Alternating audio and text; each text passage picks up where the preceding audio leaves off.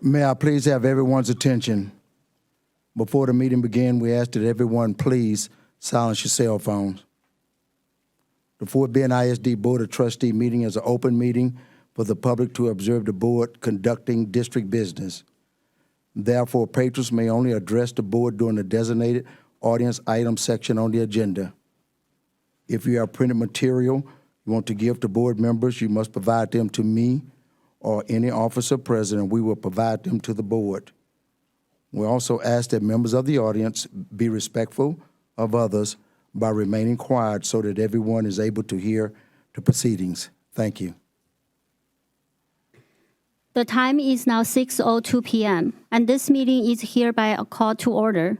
We have the presence of quorum attending in person and possibly on a video conference. Notice of this meeting has been posted online and at the Fort Bend ISD Administration Building for at least 72 hours. So I want to, before we continue with our agenda item, I just want to make a brief statement.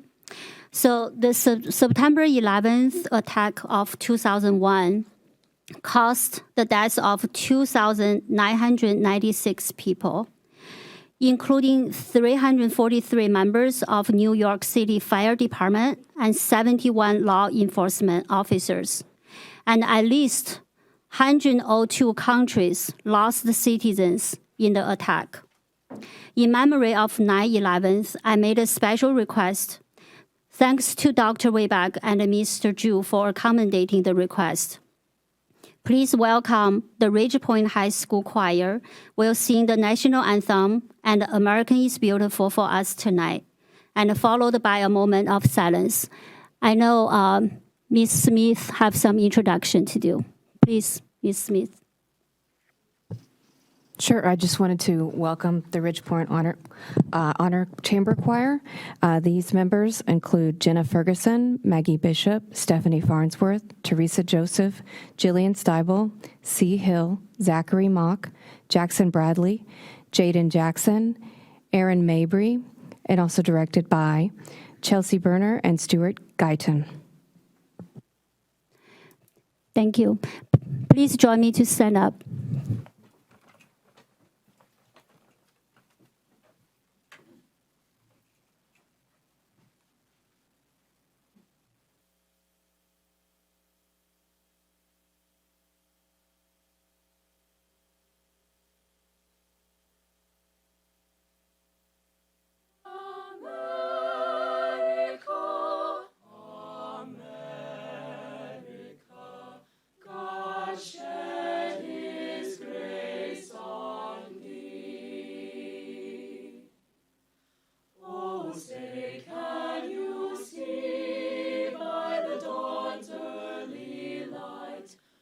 So proudly we hailed at the twilight's last gleaming, whose broad stripes and bright stars through the perilous fight o'er the ramparts we watched were so gallantly streaming, and the rockets red clouds bursting in air gave proof through the night that our flag was still there. Oh, say does that star-spangled banner yet wave o'er the land of the free and the home of the brave?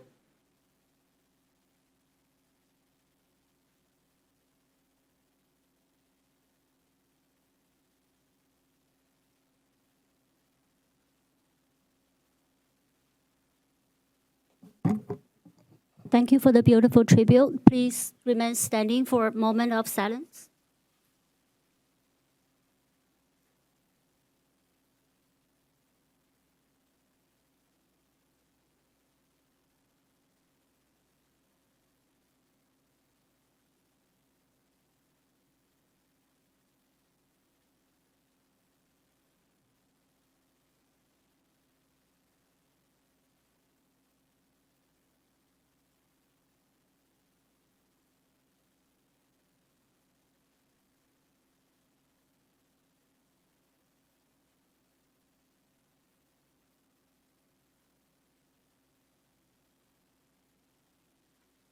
Thank you, everyone. So the board, I'm going to ask the board to come down to the floor to take a picture with our students.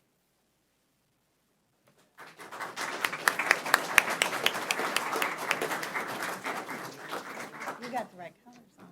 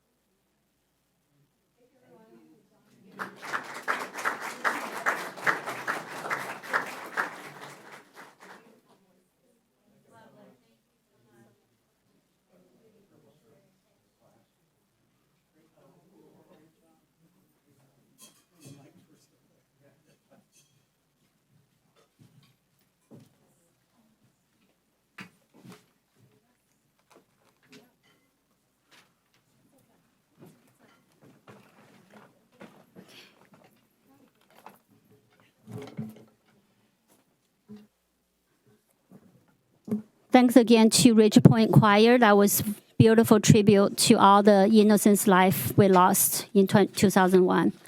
So the next on the agenda item is the board committee report. The first one is the governance committee.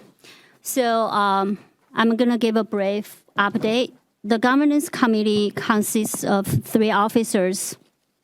We have met a few times to mainly hear some information from the administration before the information were presented to the entire board. The main reason for those meetings is really for officers to provide some feedback and questions to the administration to help the administration better prepare the presentation for the board. I want to thank Dr. Gilliam and Mr. Hamilton. I often call them to bounce off my ideas and some suggestions, and they are always there for me. So I appreciate the support.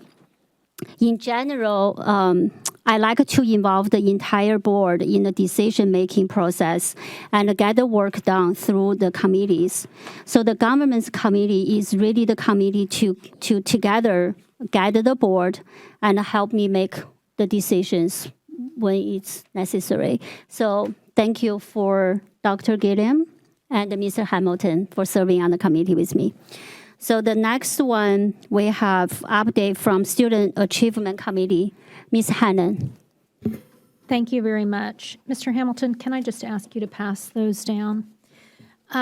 So myself and Trustee Malone and Trustee Jones are part of the Student Achievement Committee. This is a new committee formed this year to focus on student outcomes during the school board meetings to increase our time that we're focused on looking at student data. So board members, what you have in front of you, this committee began working at the end of July, and we want to really thank Dr. Lawson and Ms. Martinez for their time and their commitment to trying to bring our achievement calendar to fruition. I do want to point out to the board, this is still a draft. The goal of this committee is for this to be a living, breathing document this year, and we work to see how things go, how much we can fit onto the calendar, so that by next year, we can sort of firm up a calendar that we can have in place year after year. The first semester is set a little more than the second semester. So what I would ask the board, the full board to do is it does continue on the back side. If you have some student outcomes data that you would like to see, if you could give this committee feedback so we could find a place for that to live in the second semester. Also, please give us feedback on the first semester. There are 2 dates, October 12th and November. There's a tentative November date that's not there yet, but I did want to point out that those 2 will be special called meetings focused on student outcomes and student programs. I know the cybersecurity isn't necessarily student outcomes, but that's those are actually the November are 2 required board trainings. The second document that you have, I'm not going to read that, but it was an effort from Trustee Malone, Trustee Jones, and myself. And what it really is a bit of a position statement to set the tone for this year and how we look at student data and how we focus on student data looking through a lens of improvement. And I would really encourage everyone to read that, because we will be looking, I think we'll be seeing data coming to us in a little bit different way this year.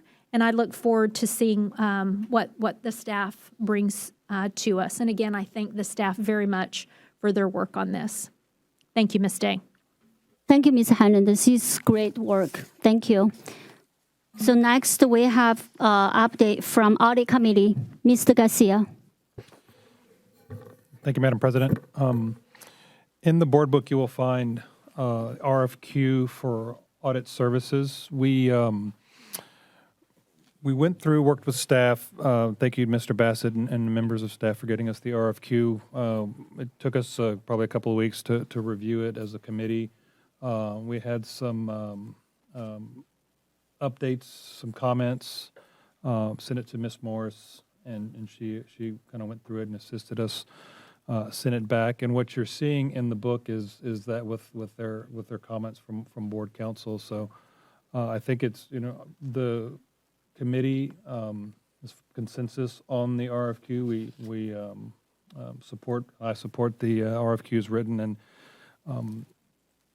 currently our contract with the current firm that we're using is they're out of contract at this point, so we needed this one of the reasons why we need to issue the RFQ. And the way the RFQ is written is so that we're not necessarily selecting one, but we have the option to select from a pool. So if we have areas of specialized areas, sort of kind of what we did for legal services, this would be something similar if we get into other realms outside of maybe what a particular firm can do. So we'll give us a few more options, but we can't, as a committee, vote for. We have to do it as a full board. So that's one of the reasons why it's on the agenda. So just if you had any questions, regarding the RFQ, then that's kind of why we're having it here. So rather than an information item, just to keep the meeting shorter. Thank you. Thank you, Ms. Garcia. Ms. Hannon. If it's better for me to take it offline, I can do that, but I think maybe the rest of the board might want to hear this question. Can I ask Ms. Garcia a question? No, yes, please. So regarding the document that is in our board book that was placed in there, Mr. Garcia, there was just a question, and I'm assuming this was from Ms. Morris, and it says the board should discuss whether to decide whether evaluation scoring will be performed by all 7 trustees or delegated to the audit committee. And so I just want to be clear that the board is going to do the evaluations of these auditors? That is correct. Okay, and so then my follow-up question to that is that standard operating procedures for previous boards? they have. And so I'm assuming you go into the district software just like they use to do the rating? Is that how that works? I can't, something fire, I can't, bonfire, thank you, Ms. Martinez. Is that how that works? I'm curious, that's how that works. Okay. I've never done it, so I'm not sure. I know that that's how it was done previously, that the audit committee, the auditor reports directly to the board, thus the reason why the board needs to select who the audit firm or firms will be. In regards to how, if we're going to be utilizing the tool to do that, and I don't think we'll have to probably get some guidance from staff on exactly going through it, but we'll be sitting there working with each of the firms, getting their information and then doing the interviews. I think the question is, do we want to defer to the committee, or does the full board want to participate in that, or, defer to the committee's recommendation? So. Yes, so I concur what Mr. Garcia said. From my understanding is the board has authority to choose the auditors. So now the question is, do we want to dedicate this process to the audit committee and then we make a recommendation, or all 7 of us wanted to go through the process after we have response from the RFQ and then to rate the auditors. But right now, I think that's the first step we need to decide. Is that correct? That's correct. And that's basically it, If everybody wants to participate, then, now's a good time to let us know. If y'all are okay with letting the committee decide, then it's fine either way. But tonight, we are not voting on anything. It's Okay, is this done with any assistance at all from staff? I worry that the board doesn't have the expertise in some areas or in many areas to do the scoring. so that probably we need to have more discussion after, yeah. Okay, very good, thank you. Okay, thank you. Do we have any more questions? Ms. Malone? Yes, thank you, President Day. I didn't notice what the term is for the RFQ. What's the term of the agreement?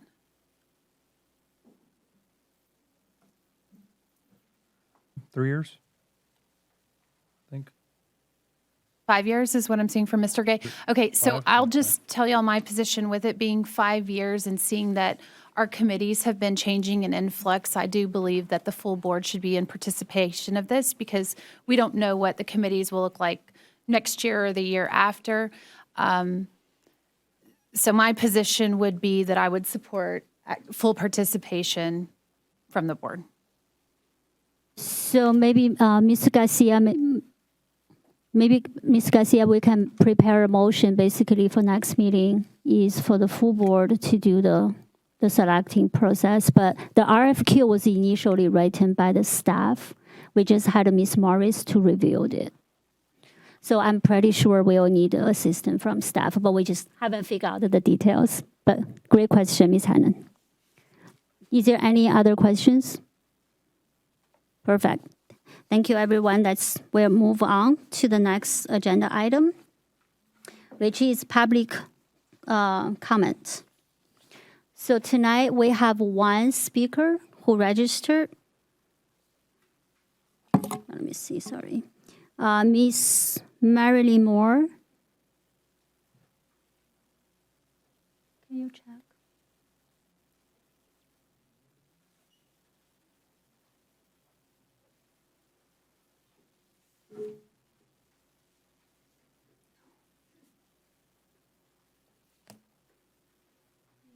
No.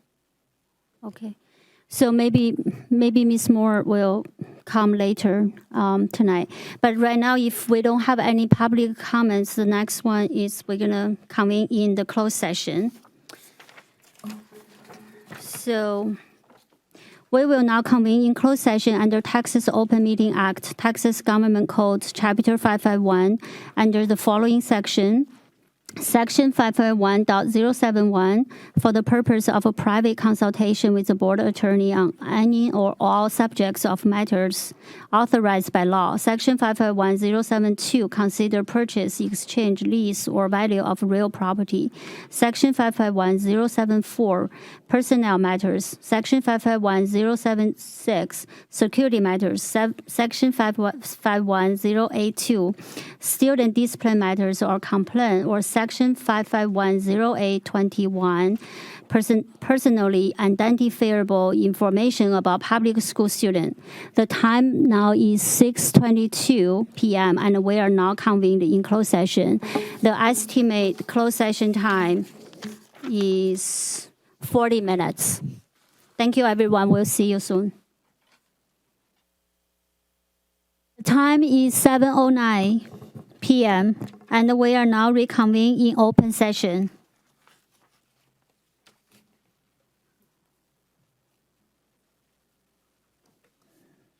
The first way, do we have a motion from the closed session? Miss? She is, okay. Yeah, you can do it. Okay, you do it. Doctor.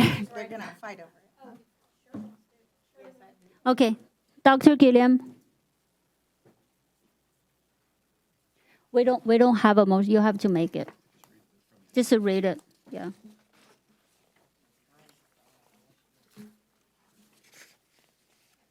she is. Is she coming? Okay. So yeah, started to take your moment.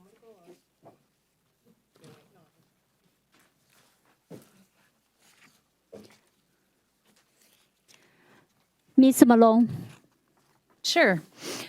I move the board accept the district's recommendation of Frammy Diaz as Executive Director for Elementary Education. We have a motion by Ms. Malone and second by Dr. Gilliam. Do we have a discussion? No discussion. Let's vote.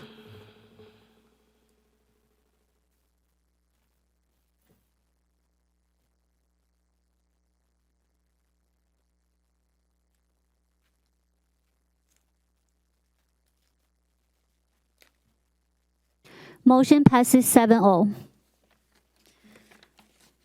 So next, we're going to have, congratulations. Next, we're going to have public comments. So tonight, we have one speaker. The board encourages and welcomes comments and input from our patron. Please limit your comments to 3 minutes, and please refrain from mentioning a student or employee's name when voicing a concern or complaint, as board policy provides alternative procedures through the grievance process policy, GF local or DGBA local, to seek resolutions to complaints. I will read the name of the person registered to speak and share that they have 3 minutes to make their comments. Once the speaker starts their comments, the board secretary, Mr. David Hamilton, will announce when they have 30 seconds remaining. Once the 3 minutes time limit has expired and whether the speaker has concluded their comments, Mr. Hamilton will announce that the speaker's time has elapsed. I then ask that you return to your seat. We have one speaker, it's Miss Marilyn Moore. Ms. Moore, thank you so much for coming today. Thank you.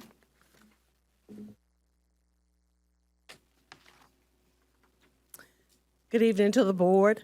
My name is Marilyn Moore. I'm the president of the Friends of the Sugar Land 95, a Texas nonprofit corporation. You've already met two of our board members of the Friends of the Sugar Land 95 who spoke at the July board meeting, and I was out of town at that particular time. So I wanted to come today to formally introduce myself to the board. I'm the wife of the late Reginald Moore, the man who advocated for the Sugar Land 95. He attempted to bring awareness to the previous board City of Sugar Land, the state of Texas, and anyone else who would or would not listen, as he warned about the probability of a burial site where the James Reese Technical Center was being built. As you know, and hopefully have seen, that Reginald Moore was right, as proven on February 19th of 2018, when the first remains of the 95 humans were discovered. The mission of Friends is to advocate for the respectful memorialization of the victims of forced labor, specifically the Sugar Land 95, to educate generations about the impact of the system of convict leasing, past and present, to partner with Fort Bend Independent School District and fundraising for the construction and perpetual care of the cemetery, and act as liaison between Fort Bend School District and other community groups.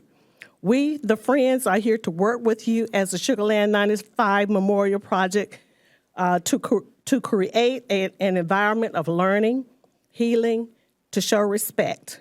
Yes, it is a unique situation, but it is an opportunity to show the world that even when treading uncharted territory, when many things have not been done as they should have been in the past, we have an opportunity to do the right thing, and we want to help you by being a community partner on the Sugar Land 95 Memorial Project. On Saturday, we held our inaugural meeting to introduce ourselves to the community. Thanks to Board Member Hannon and Superintendent Whitbeck, who took time from their busy schedules on the weekend to attend our entire meeting. And presence is important. We want to thank the board, President Judy Day, for meeting with us, as well as the Superintendent Whitbeck and Chief of Communications, Kim Smith. And last but not least, we want to thank, compliment, and acknowledge the tireless work of Chastity Alano Alati on the Sugar Land 95 Memorial Project. Thank you. Thank you, Ms. Moore, so much for coming today. Thank you. So next, we have an information item. The first is Sugar Land 95. I'm turning this over to Dr. Wayback. Thank you, President Day. I would just like to officially introduce Community and Civic Engagement Coordinator, Chastity Alanu Alati. She is amazing and has given us a historic perspective on our Sugar Land 95 discovery from its inception, and she continues to carry the work. And so we look forward to her presentation tonight, giving an update. Thank you. Great. All right.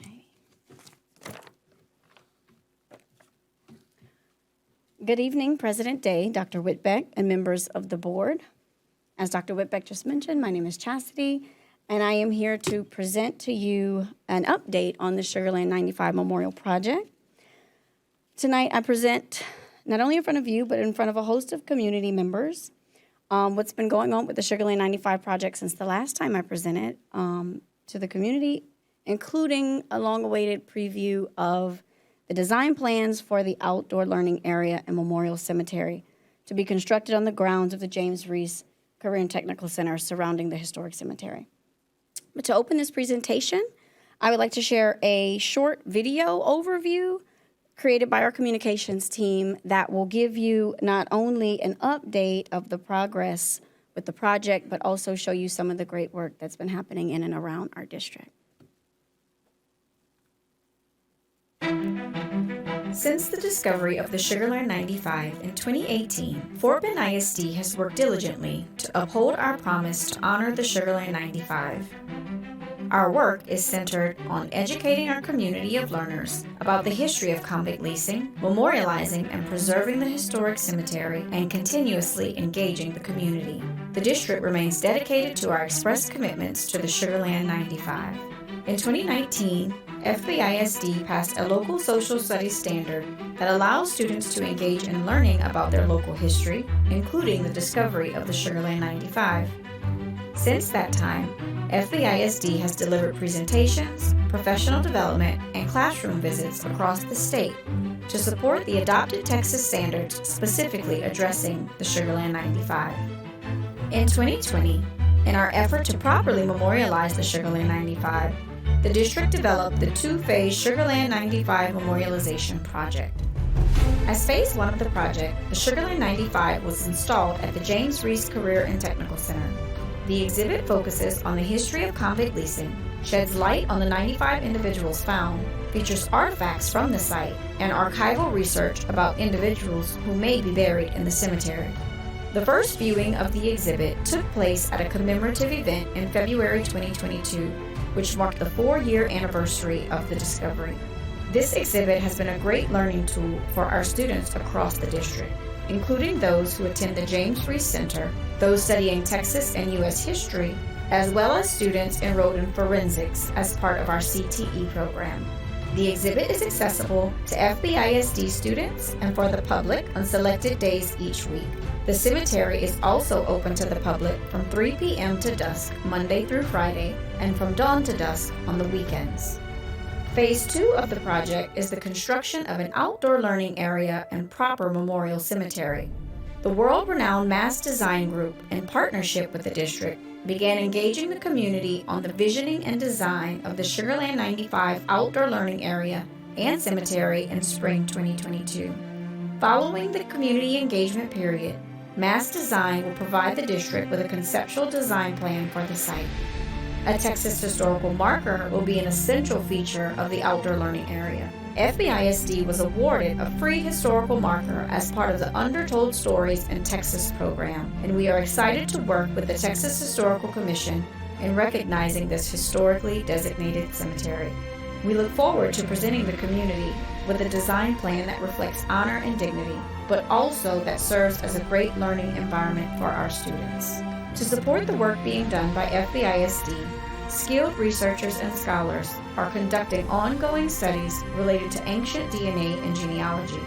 The principal research group was granted approval to engage in genetic analysis and genealogical studies that will hopefully identify the Sugar Land 95 and relatives of the deceased. In conjunction with the ADNA studies is an intensive genealogical investigation centered on creating databases of family trees and collecting oral histories of potential descendant communities. Although the ongoing DNA and genealogical studies are being led by independent researchers, the district has developed strong working relationships and communication channels to stay abreast of research developments.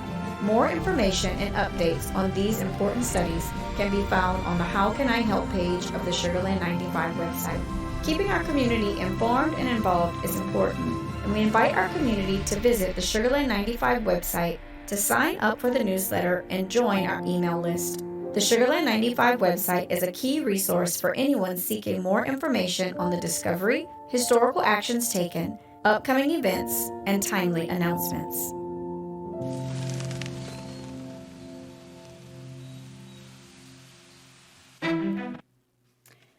In addition to that video, I would like for the board to be aware that all of the work being done with the Sugar Land 95 is part of a long-range strategic plan that was created in 2020. And I'm not sure if you have the printed version here today. You do? Great.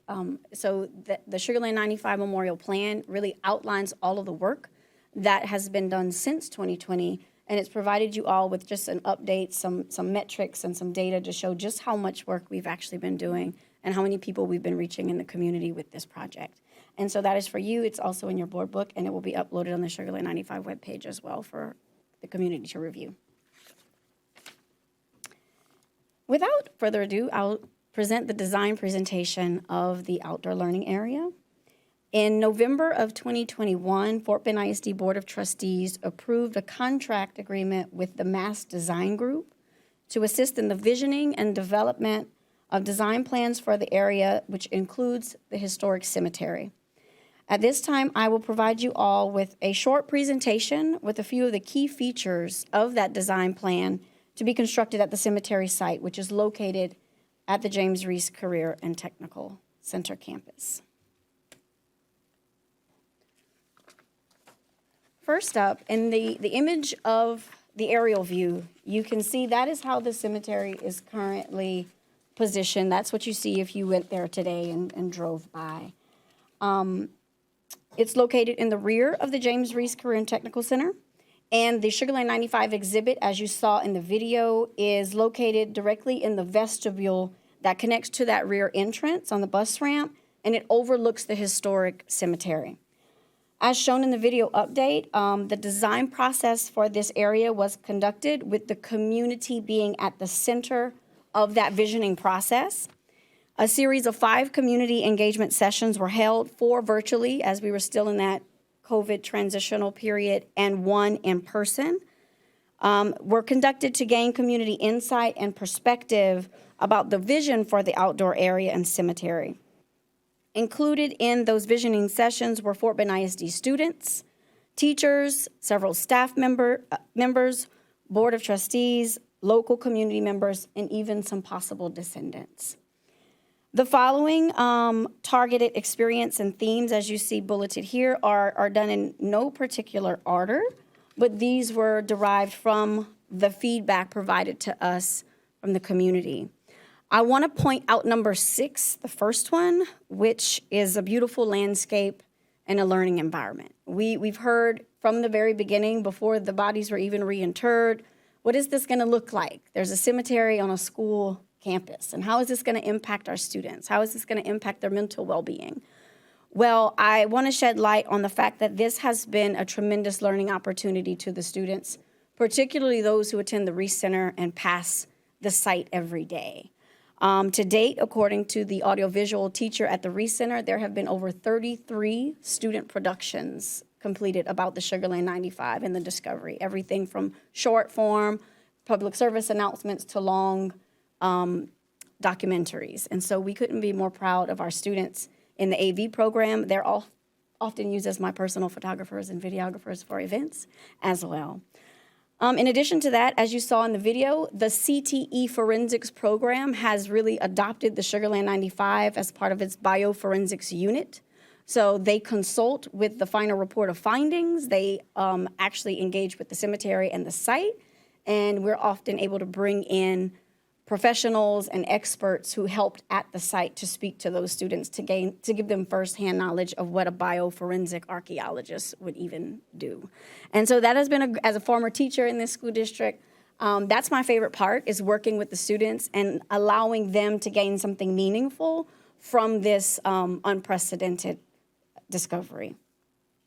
In addition to beautifying the landscape and transforming the environment for educational purposes, the vision overall is to create a site of honor and dignity for the individuals who are interred in the cemetery, but also to provide a reflective and contemplative area for students, the community, and even descendants once confirmed.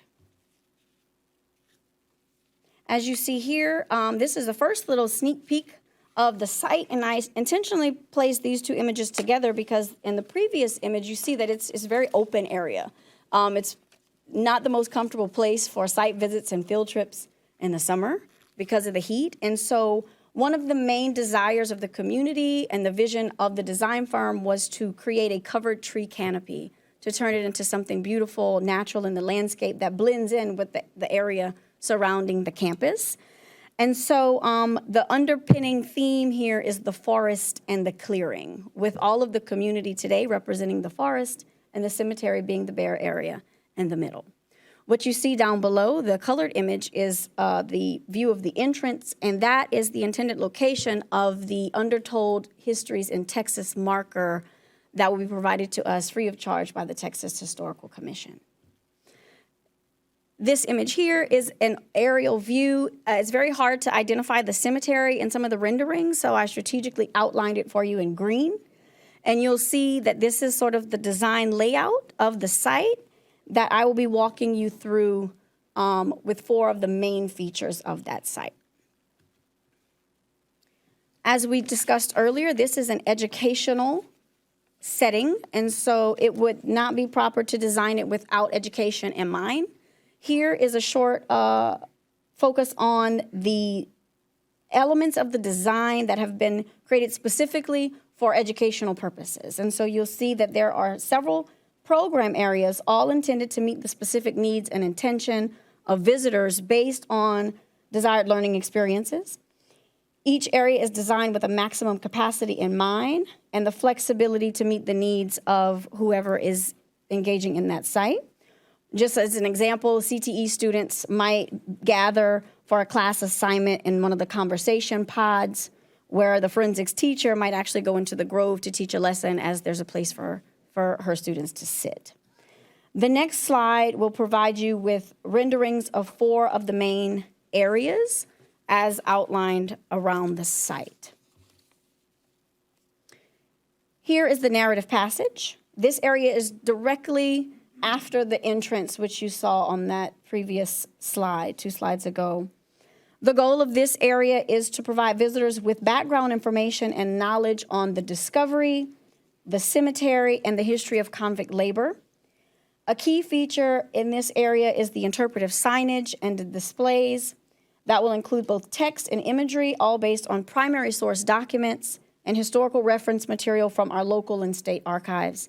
You can liken this area to a national park or an outdoor museum exhibition.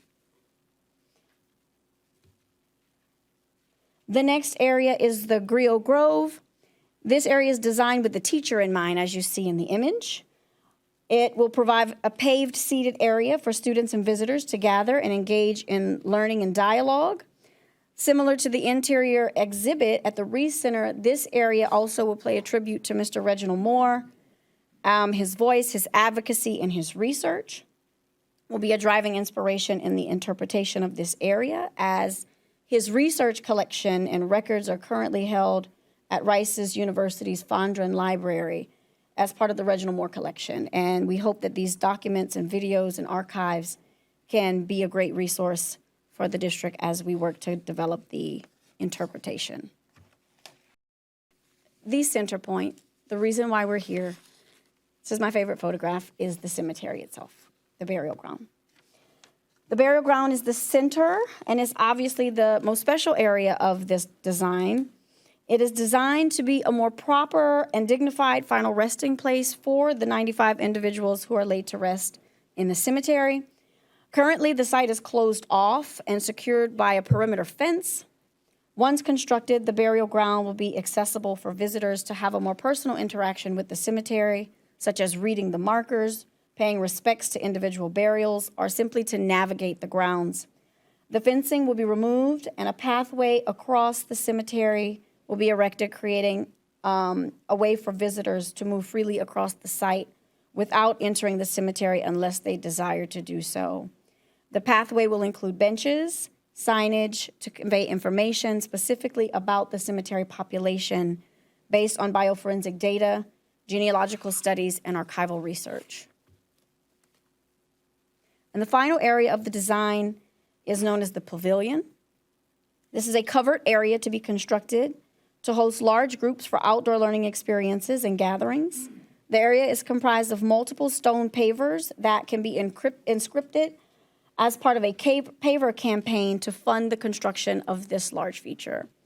Taking a closer look at the image, if you look really good in the back, you get a glimpse of a perimeter wall in the background, and this wall will enclose the cemetery space to provide a natural barrier between the cemetery and the campus, but to also clearly demark the area, as it is currently somewhat difficult to identify.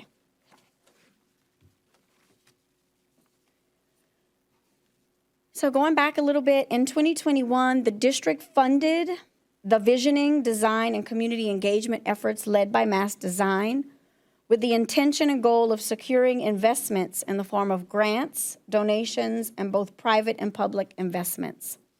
Now that the board has seen the design plans, the next phase of the work is dedicated to a capital campaign to secure the funds needed for the construction, which is currently estimated at about $4 million.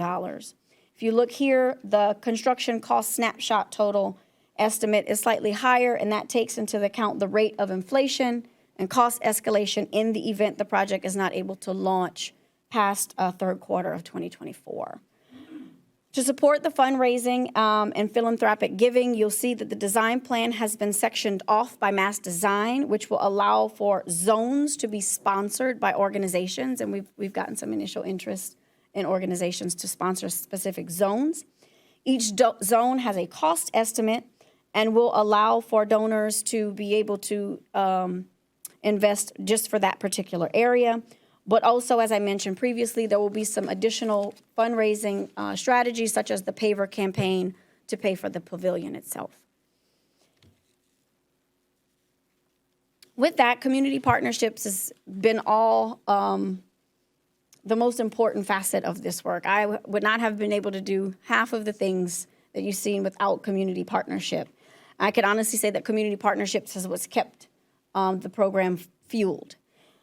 Community partnerships with other organizations and institutions have greatly benefited the project, and therefore we will continue to collaborate with organizations with a vested interest and align goals to the project. Having friends of the Sugar Land 95 is a critical factor in the success of this endeavor. And I will be working alongside organizations, including the Friends of Sugar Land 95, to execute large-scale fundraising campaigns. And together, as an affiliated community partner, we will begin actively seeking out project donors and sponsors. Rest assured that due to the significance and the historic nature of this site, national recognition that it's received, and the high favor in the community, grant funding will be heavily pursued, in addition to other methods such as e-commerce, revenue streams, and the continuation of our current fundraising initiatives that we track through RevTrack. And so I do speaking engagements and develop resources, things of that nature. Those will not cease in this next phase of the work. The next step of the site development is the interpretation. I've said that a word. If you're not a history nerd like me, I know Rick knows what I'm talking about. It's the development of the text, the words and the imagery to display to the public. In simple terms, we will be working to draft the wording and selecting images. And this is going to be done in the same way that we did the internal exhibit, with a design team or an advisory board of community members, all with the knowledge, the expertise, the skill, and the will to collaborate with us. The goal is to ensure that the wording is historically accurate based on primary sources and engaging for our students. Lastly, we will continue to work with other organizations and individuals on the outreach that we just aren't able to do ourselves. With the monumental nature of this discovery, it stretches far past the Fort Bend community. And so with that, we will continue to work with individuals such as the Principal Research Group, who are conducting the ongoing DNA studies and descendant outreach. And we will also continue to work with other parties in other variety of ways, including, but not limited to, making sure that our community has access to the Sugar Land 95 newsletter, regular website updates. I will continue giving exhibit tours and hosting community-based presentations. And without that, I'll open the floor for questions. Thank you so much, Cassidy, for the presentation. So this agenda item actually requested by Dr. Gilliam and Ms. Hannon. So I will start the comments and the question with Dr. Gilliam. Well, first of all, thank you for a wonderful presentation. I'm going to be short. What do you need from us now? Support. As Ms. Marilyn said, visibility and presence is important. We've come a long way with this project. If you're not sure where we started, you could watch board meetings from 2018 and know that we have turned a major corner in this work. And so the support of the board is all the more important because we have the support of the community at large. I feel confident in saying that. And so just stay tuned, stay informed. I send out information ad nauseum, so it's always nice to have faces there. We'll get you all a T-shirt, Miss Marilyn, if you could stand up. We have, just model real quick. These are for exhibit goers who make a charitable donation. We haven't been taking donations officially until tonight. We will be taking donations tomorrow. But the exhibit tour shirts, I will be providing you all a shirt, and it has a QR code on the back. So if people say, what does SL95 mean? You can say, oh, just scan this code on the back, and it'll take you to the video that you saw. I still have another question. What is our timeline? So what do you see? The timeline, the goal timeline, and it's quite aggressive, but I've done harder things, is 2025 to be cutting the ribbon at the site. This is a landscape design project, so we have the luxury in phasing the work, and that it all doesn't have to be done at one time, right? So for example, the pavilion, it's the fourth and final phase. If somebody wanted to donate for the pavilion today, we could start with the pavilion. And so it will be phased in with the goal that we will be at a point that we can deem satisfactory to actually host a ribbon cutting of some sort in June of 2025. Okay, last question, I lied. Does this actually seem like something that we possibly can do for 2025? I think so. Okay, thank you. Considering the amount of people who've been waiting to see the plans and staying involved, and we've had foundations call and say, let me know before October of 24, before my budget closes, and this and that, right? And so, 23, sorry. I feel really good about it. And now we have a nonprofit who is dedicated to helping us with this, being the boots on the ground. I'm really optimistic. So there's nothing holding you right now? No? Just Unless- getting out there and getting the work done? Yes, ma'am. Thank you. Thank you, Dr. Gilliam. Do we have any other questions? Helen? I would just like staff to provide the community some clarification, and thank you, Chastity, for the presentation. And Dr. Gilliam did request this item be brought to the board, and I seconded it because we were almost at 2 years since we had passed the motion to pay for the actual design for Mass. And if my memory serves, it was about $170,000 for the design. Is that ballpark? So I wanted to see the design, and I thought, the public should see that. One of the questions that I have been asked by the community is, why can't the board fund this or the school district fund this with bond money? And I answered the community member one way, but I'm curious if we could just have staff. I know that maybe is putting somebody on the spot because I didn't ask before, but I hear in the presentation that working with the Friends of Sugarland 95 and other entities and the paver, the pavers on the pavilion, that we're really seeking external funding to provide this outdoor learning experience and cemetery. Am I correct? Yes, ma'am. Okay, but maybe if a staff member, if that's not an appropriate question, because that question is in the community as to why the district can't use bond funds to fund this project. Well, I'll take a stab at it. Whenever you look at this, bond funds for the district are for capital items. This could be considered, a capital item. Whether or not it fits within the mission of the district, is another question.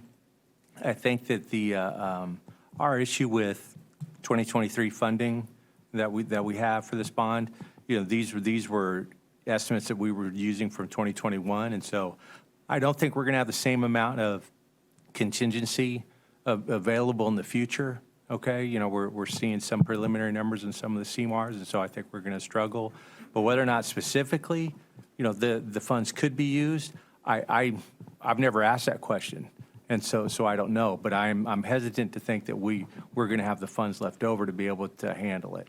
But without going Okay. farther along. Okay, and I apologize to Dr. Whitbeck and Mr. Bassett for putting you on the spot, but that is a very real question that's been asked, and my answer was just knowing how many deficiencies we had in excess of what the $1.2 billion bond that we called, that it would be challenging for me, knowing that we have deficiencies in our actual buildings where our students still are, that would be challenging from my perspective as a sole, speaking on my single behalf, just on from my perspective. So anyway, again, thank you for that answer. Thank you, Chastity. And I Thank would you, Ms. I would Day. add that the timeline, we did not put it in the bond package for the voters, but should we look at contingency, that's always more as you end the bond. And so that would really push this project down the road more years as well. But I would also mention something that I know Chastity and I have worked on, and we are awaiting probably very likely a donation from Fort Bend County. And that has been a part of our conversations with Commissioner Andy Myers, and money that was earmarked from a former county bond for this project. And so last time we met, which was within the last 2 weeks, it was a very favorable. I think he's waiting on a few things we need to provide. But I do think that that's a positive that may be coming in the near future to kind of kick the whole campaign off. Thank you, Dr. Whitbeck, for sharing that information. Thank you, Dr. Wayback. And Ms. Malone? Yes, thank you. Thank you, Chastity. It's always great to see you and hear the great work that you're doing. And I want to just compliment your voiceover work on the video. And Kim, I want to say thank you. It's great. You're a new addition to the communications team, and that video was outstanding. So outstanding work. Thank you so much. Chastity, I love the integrity you have for memorializing such a tragic, difficult part of our history. But the creativity and the way you've brought people together and the collaboration, the coordination, all the folks from Friends of Sugar Land 95, Miss Marilyn Moore, thank you. I can't see you, but thank you. And your husband, as his legacy lives on, and the hard work in bringing together folks and the healing that I believe this will bring our community, and the example that it sets for our children, and the teaching that this is to show and doing what's best for our kids right here in Fort Bend is really, really incredible. And as I saw the examples from Masson, I was so excited when we voted on this a few years ago. It reminded me of College Station, the memorial there for Bonfire. And I mean, I literally have tears in my eyes thinking about it and thinking about those lives, but also knowing the light that it is for our future. So I just want to tell all of y'all thank you, and anything that I can do, as Dr. Gilliam mentioned, how can we support you? Same thing. I'm happy to support. I think that it's incredible that we've got the Texas Historical Commission involved, and also all the folks I know you've got going in behind the scenes, working together, and just keep up the great work. It's pretty incredible. Thank you. Can I just make a comment? Thank you so much for your kind words, Ms. Malone. It's me, Kimberly Smith. I just wanted to make sure that we give credit for that video to Logan Fry. He's amazing talent, and we have many, many talented people on our team. So thank you. Yes, thank you to the whole communications team, and thank you, Logan. Thank you, Ms. Malone. Ms. Jones? Since I'm the new board member here, and I'm just kind of coming in kind of like on the tail end of everything, and I've sat here and I listened to your presentation. So just to be clear, this project is being funded via fundraising and sponsorship, correct? Yeah. Okay. Is there any part of contribution from Fort Bend ISD that will be asked? Well, currently, Sugar Land 95 is, I would say, Kim could probably agree, I would say 60% of my workload. And so that is a contribution in that we have dedicated staff to ensure that this project doesn't fall by the wayside, but also that, the back of the Sugar Land 95 shirt says found and not forgotten. And that was my plea when I asked to help. And I said, I want to ensure that this discovery is found and not forgotten. And so the district decided, well, that's catchy. I like that. Somebody suggested we should put it on the back of a shirt. And so I spend a large amount of my time liaising with the community and ensuring that the project gets off the ground. But with that, most of the speaking engagements and the resources that we produce are also, they benefit the project as a whole because we receive donations. And so those donations then pay for things like print materials, hosting events. We've had, our Fort Bend Education Foundation has been generous donors for the past few years, as well as the Floor Corporation has given about $20,000 to the project in the past 2 years. So it's really, at this point, it's sort of a self-run project. But then, again, it does take up a significant amount of my time. And I think the district, we can't not give district all credit and for that. Okay. Well, thank you. Thank you, Ms. Jones. Mr. Hamilton. Thank you for that for that presentation. It's exciting to see these things come along. So I was going to ask a similar question to what Ms. Jones asked.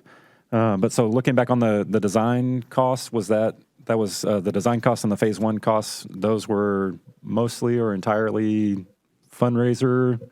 For the phase one?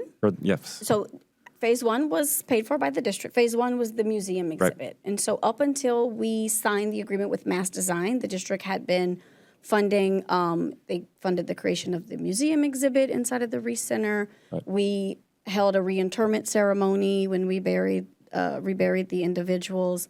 We sent out a community mailer. So there were a few specific action items that the board approved prior to the signing of the contract with Mass Design. And it was iterated when we signed that contract with Mass Design during that presentation that would essentially kind of be a capstone investment. Gotcha. And that any work going forward would be Gotcha. fundraised.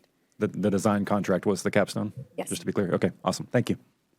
Thank you, Mr. Hamilton. Thank you, Chastity. Thank you. So the next on the agenda item is the information item for accountability update. Dr. Wayback? Yes. Yeah. As Dr. Costin begins to make her way, and of course, she serves as our Director of Assessment, Accountability, and Compliance. Board, you may recall that she gave an overview to you in July. It was very comprehensive about the changes that TEA has made to not just assessment, but to the ratings. But tonight, because the ratings, it's getting closer and closer to when these will actually arrive and be communicated to our entire community, we wanted to just do a very, what I would call condensed recap of all of the changes. And so as she goes through this, the one thing that I want to share is that as you start to note 1, 2, 3, 4, and more, I do want to mention that in all of my career, I have never seen as many changes to an accountability system at the same time that are not phased in, but that are literally put in front for the full extent at the same time that the rating system is changing as well. So that is what she will recap and just kind of put some things fresh in your mind. We're having a little bit of a technical difficulty. So I think somebody needs, this is not the right presentation. I think it's the next presentation. So it'll take us just a second.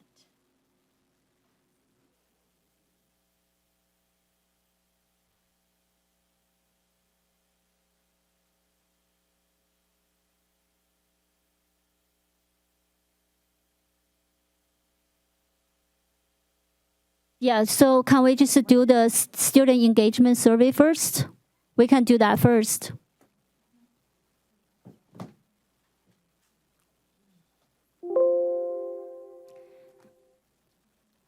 Okay, next, we're gonna go to the next one for now, and then we're gonna come back. So student engagement survey data, Dr. Wayback. Stephanie Williams, Executive Director of Organization Development. She will lead this, and this is last year's student engagement survey data, and I think she'll be assisted by Tiffany Unruh. Thank you. Good evening. Thank you, Dr. Whitbeck, President Day, and members of the board. It's my pleasure to present the student engagement survey update from the 22-23 school year. So just a little bit of background. The 22-23 administration of the Student Engagement Survey was year 3 for secondary students in grades 6 through 12 to engage in the survey, and it served as year 2 for our elementary students in grades 3 through 5. And just an overview of kind of how we're going to walk you through the presentation. We're going to begin with key findings and trends and kind of help you understand where we are using the Student Engagement Survey results. And then we'll close with next steps, identifying areas that we must address based upon this data and how we plan to get there through our improvement planning process. So just in the event that you've never seen the student engagement survey other than in the packet, a student engagement survey measures student engagement in school across 3 dimensions, beginning with the behavioral engagement, and that's the degree to which students participate in the school environment. Emotional engagement identifies student interactions with adults and peers in the school, and then cognitive engagement is the degree to which students are engaging in the learning environment. So we'll start with our secondary student engagement survey. So you'll see on the left that there are about 44,000 secondary students. Of those students, just over 24,000 participated in the survey, giving us 69% of eligible students participating. And as a reminder, parents must permission student participation in surveys like this, so that's where that eligibility comes in. On the right-hand side, you see our student groups across the district represented. The second column details their representation within the district, and the last column is the representation of students surveyed for each of those student groups. This survey was provided to students on their high school campus, on their middle and high school campuses from March 27th to April 15th of the last school year. And students were given an opportunity to complete the survey within their advisory class. So it was done during the school day. So now we'll kind of go into the data. And so this is the secondary student results overall by dimension, and we do get an overall mean score. So that mean score comes from student responses being assigned a value of 1 to 4, and then a mean being calculated. Using that mean, we use this score scale to determine the level of engagement from very low to high. So if that was a lot of mathematics and statistics at one time, the important thing is that moderate, here in blue, is where our high school students fall related to their engagement in the school environment. And secondary students, middle school and high school, have fallen in the moderate range of engagement across the 3 years that we've given the survey. What you do see on this slide is that behavioral engagement showed a 5.8% drop from 2022, and that the other two were just under 2% in the drop in engagement. So for the rest of the secondary engagement survey, we'll be talking about areas of strength that represent a positive change or increase in the overall value of student responses, and areas of concern that we might want to address in each of the dimensions. So beginning with behavioral engagement, I'm going to start with the areas of concern and end on the positive with the areas of strength. So related to behavioral engagement, we did see the largest drop here, and that drop can be best represented by the first bullet, decreases in time spent participating in school activities. So in 2021-22, 0 students reported spending less than 1 hour in an outside of school activity. This year, 38% of students are spending less than 1 hour in activities outside of school. This is a concern because we all know the research related to involvement in school activities and student achievement and graduation. And then the second thing that's a concern in this is the contribution of schools in learning to treat others with respect. That took about a 4.8% drop. It's still at 80%, but it did take a drop, so it's declining. An area of strength related to behavioral engagement is the role of teachers in positive motivation to attend school, and we saw that rise with middle school students this year. Moving on to the emotional engagement dimension, we did see a drop in all factors in this dimension. So I'll start with the areas of concern. So the first area of concern is the student positive relationships with school staff and other students. The bigger drop there is the relationships among other students. And that was approximately 3.4%. And this included questions around students feeling safe and being accepted by their peers. We also saw decreases in the perception of students related to the availability of support from staff and the applications of rules and discipline consistently. So those were the areas of concern around why students don't engage emotionally. The good news is our students are highly motivated for success. Our greatest area of strength here is that they have a high desire to make good grades and be successful in the world outside of school. In the cognitive engagement area, which is the degree to which they're engaging in the learning environment, we saw the most consistent trend across the 3 years. So we're pretty consistent in our scores across 3 years. Some areas of concern were a decline in student feeling relevance or interest in their learning and a decrease in their attitude toward learning. And then related to the degree of academic challenge, less than 50% of secondary students report feeling challenged in their classes. Areas of strength in the cognitive area are an increase in the level of support or effort that students put in for academic supports. And this next one is really important because we talk a lot about the findings we have and what are we going to do to improve. And last year when Dr. Unruh reported the student engagement survey, we had a small number of students who were saying they were being spoken to related to their plans after school, whether it was college, career, or military. And we've had a 4.6% rise in the number or percent of students who are reporting that someone is speaking to them around their future plans. So that's a really positive and related to strategies, I'm sure, from last year. So that is kind of the big high-level overview of where are we when we think about the secondary student engagement survey. Of course, we are in the moderate level of engagement, and strategies need to focus on moving our secondary students into a high level of engagement. So I'll move into elementary now. So with elementary, we had just at 17,000, right at 17,000 total elementary students, about 11,000 that participated, giving us 88% of all eligible students. It is important to note that the elementary student engagement survey was given in the same window of time as the secondary one. One difference is that this survey is read to students. So that reading is not an issue or a barrier to completing that. The survey is read to students in their homeroom class. On the right-hand side, you see the student groups that are represented in the data in Fort Bend ISD and how that compares to student respondents. So this slide provides an overview of all the dimensions for the elementary survey. And before you start looking at drops in percentages or increases in percentages, I do want to point out that the elementary engagement is rated at high. And so everything you're going to see about elementary represents responses from about 80 to 97%. So we're looking at a high level of student response. However, we still identified areas of concern to improve and strengths within the survey. And we did see an increase, the greatest increase in cognitive engagement. So when we think about behavioral engagement, that's the degree to which students are participating in their school.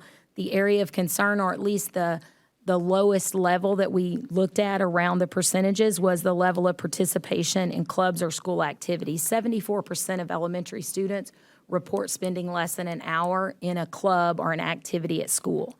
Now, it is important to consider the age, grades 3 through 5, and the availability of clubs at elementary and how that's a lot different than secondary schools when we take in that data. The good news in behavioral engagement is that students report feeling prepared for learning and prepared to do the assignments that they're given within class. When we look at elementary emotional engagement, I want to make sure you hear that every indicator that we're speaking about had a response of greater than 80% of students. So really the range between what we put as an area of strength and the areas of concern was 10% of students. Still something to look at due to the fact that everything in areas of concern had about a 1 to 3% drop this year. So that's why it's there, but it's still at 80% in elementary because we are reporting high emotional engagement. And so again, what you see is positive relationships with school staff and students, feelings of safety, perceptions of fairness, and then of respect for personal and student support. The area of strength here is there are increases in family, peer, and teacher support for learning. And then as it relates to cognitive engagement, every single response was greater than 90% in this area. So we've outlined 2 of the areas of strength cognitively for our elementary students, and that is student motivation for learning. Specifically, they indicate an intrinsic motivation for learning they're learning, motivated to learn from within. And then they actually believe that learning after high school is important. So that's the precursor to planning for your future, is that you know that learning after high school is important. So again, the elementary students, we're hitting a high level of student engagement, so we need to maintain that. That's what we're looking at in the elementary level. And now I'm going to transition in the report, and you may also remember that you received results from the Climate and Culture Survey that was provided to families and district staff. So there are categories of alignment between the Student Engagement Survey from elementary, secondary, and the Climate and Culture Survey. And so what we're going to do now is we're going to kind of talk through the categories and where we see alignment or not alignment in the responses from students, families, and staff. And it gets a little complicated, so I may read a little bit here to you, but we can explain as needed. So the first category was academic support, and a couple of the things that stood out were relevance of lessons and academic challenge. So it's interesting, parents and students felt lessons were less relevant to life outside of school than staff. So our staff is feeling the lessons are relevant. Parents and students are reporting that they're less relevant than our staff is. Also, fewer students believe that classes challenge them to their full potential. Parents and staff think they're challenging, but students are reporting they're not. And that kind of ties to that 50% of students saying that their information is not academically challenging. Another interesting one was that parents and staff feel that student academic progress is adequately shared. They understand where their kids are and where they need to go, while secondary students indicate they need more progress monitoring on where they are in their learning. And then as it relates to school leadership, most groups agreed that school leaders were available to support students with school-based problems. The next two categories are student support and family involvement. So with student support, secondary students report feeling less supported by staff compared to other groups. There's a disconnect that occurs as they move into higher grades. Fewer parents and students felt that there was an adult that students could rely on for a personal problem than staff members. So on the previous slide, they said, we know that our school leaders are there to help us with school problems, but when it's a personal problem, we don't see the same level of support. However, the staff feels the support's there. That indicates that maybe the support isn't communicated or easily accessible to students and that they may not know about it. Related to family involvement, there is a disconnect between all three groups, students, parents, and staff, about their value in the community. When we talk about value, we mean that their voice matters, that they're respected in the community, and that their views are heard and used in the community. And so those were kind of the themes there.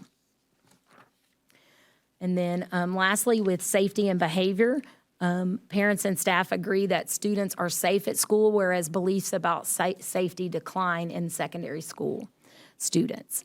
And then kind of tied to that is the perception on handling and fairness of discipline. There's a variance there. It indicates the importance of consistency in our discipline practices. Parents and staff held strong beliefs that bullying is not tolerated, but a large number of students report being bullied or picked on. And while a high percentage of staff feel that bullying is investigated and addressed, parents and students feel it's not adequately addressed.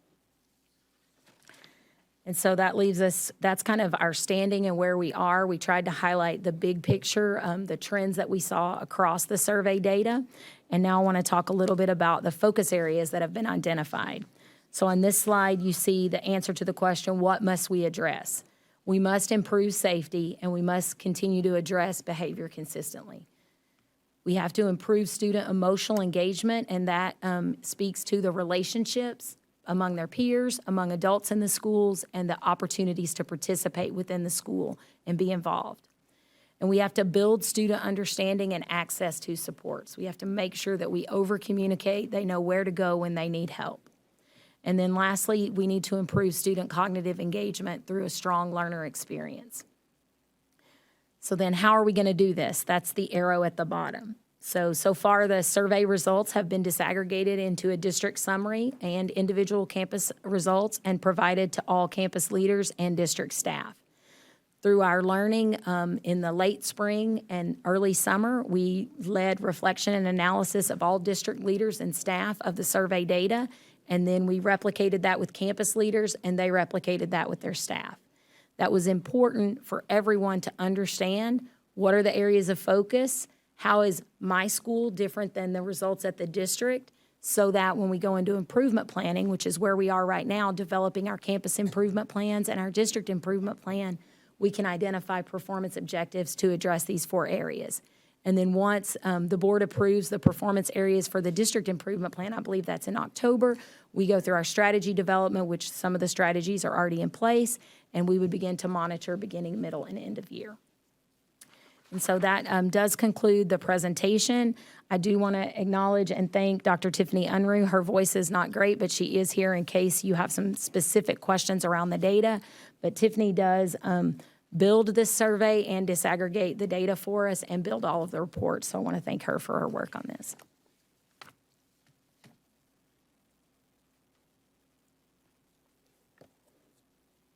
Thank you, Ms. Williams. And are we ready for some questions, board?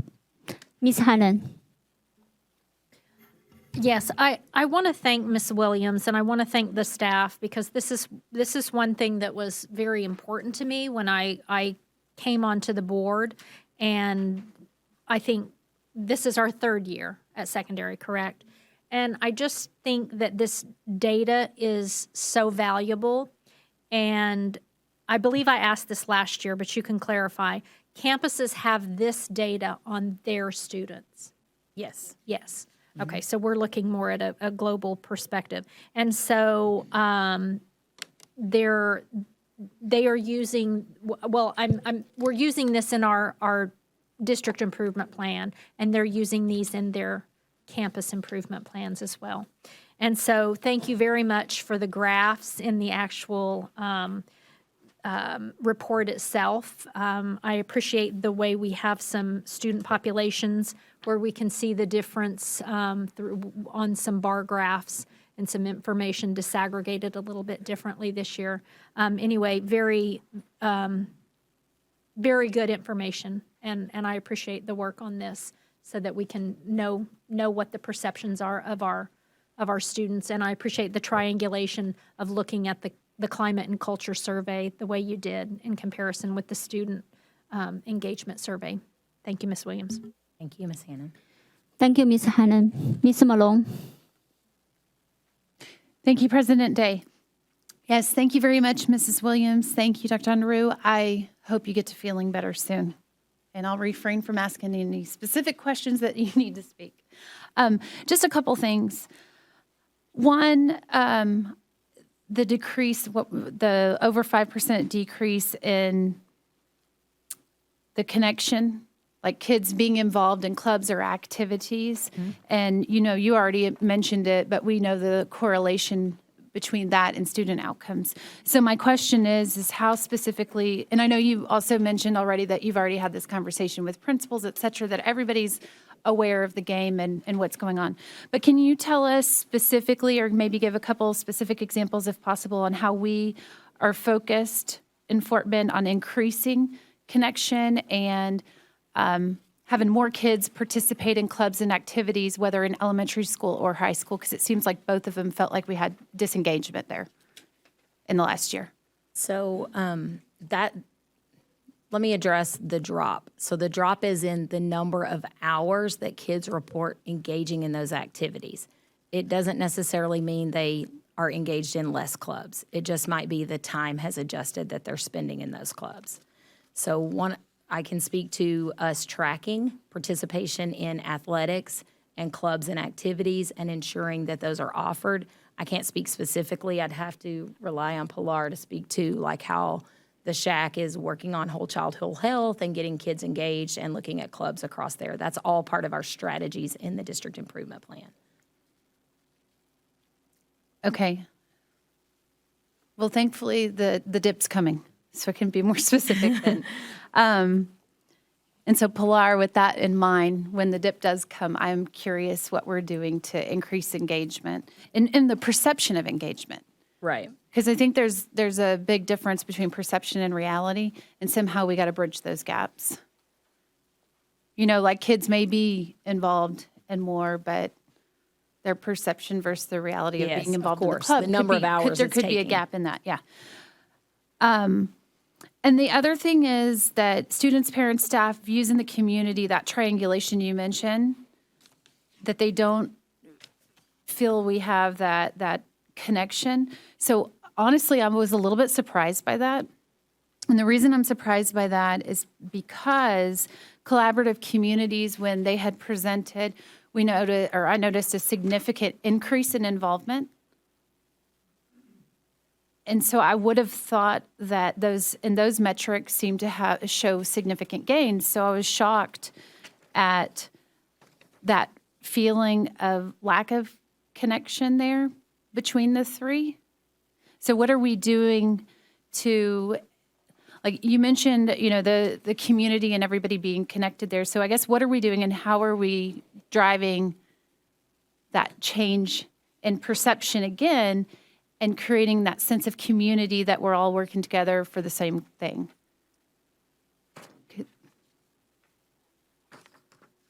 Sorry, I'm trying to get the data up so that I can speak to that intelligently. Okay. So this says that fewer parents and students felt there was the disconnect between all three groups. So I want to speak to that. 84% of campus staff feel valued in the community. 62% of secondary students feel valued in the community. 73% of parents. So there's different levels of value among the three groups. If I didn't explain that well, I appreciate that. So if you look at that data, it's secondary students where we need to build on the important part of the school community. That's the lowest at 62% perceived value in their community. Right. So those other 38% that don't feel valued, that's what I guess I'm trying to get at. The hard part for me that I'm thinking is, okay, we have this significant gain in outside folks. Like just earlier, we did Sugarland 95, and we have the friends of that, and they're participating. And we have these gains in collaborative communities as far as mentors and shared dreams and, all... I better be careful talking with my hands here. But anyhow, all of these folks who are involved in volunteering for our children at high school campuses as well, but there's still 38% that feel like there's not adults who are there. So I'm just simply asking, what are we doing to increase, because that's still a lot of kids. Yeah, I think it starts one student at a time. I would pitch it to Dr. Mensah to speak specifically around the secondary school strategies, but the way a student feels connected is by either being involved in a program or having an adult that they can go to at that school. Just takes one, is what research says, one adult invested in that student, and they feel connected.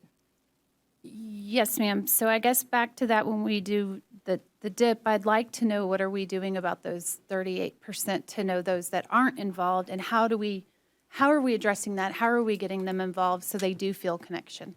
Because that has a direct relationship to the outcomes. Mm-hmm. Thank you very much, and I do appreciate all of this information. Thank you. Thank you, Ms. Malone. Next, we have Ms. Jones. Thank you, Madam President. Thank you, Ms. Williams. I have a couple questions here, and I think she may be able to answer those questions. I have questions about the data. Okay, of course. So go back to the secondary student participation slide. Yeah, that one. Go back. That one. Yeah. So there were 44,790 students in Fort Bend ISD secondaries, 24,000 participated. How did you get the 69%?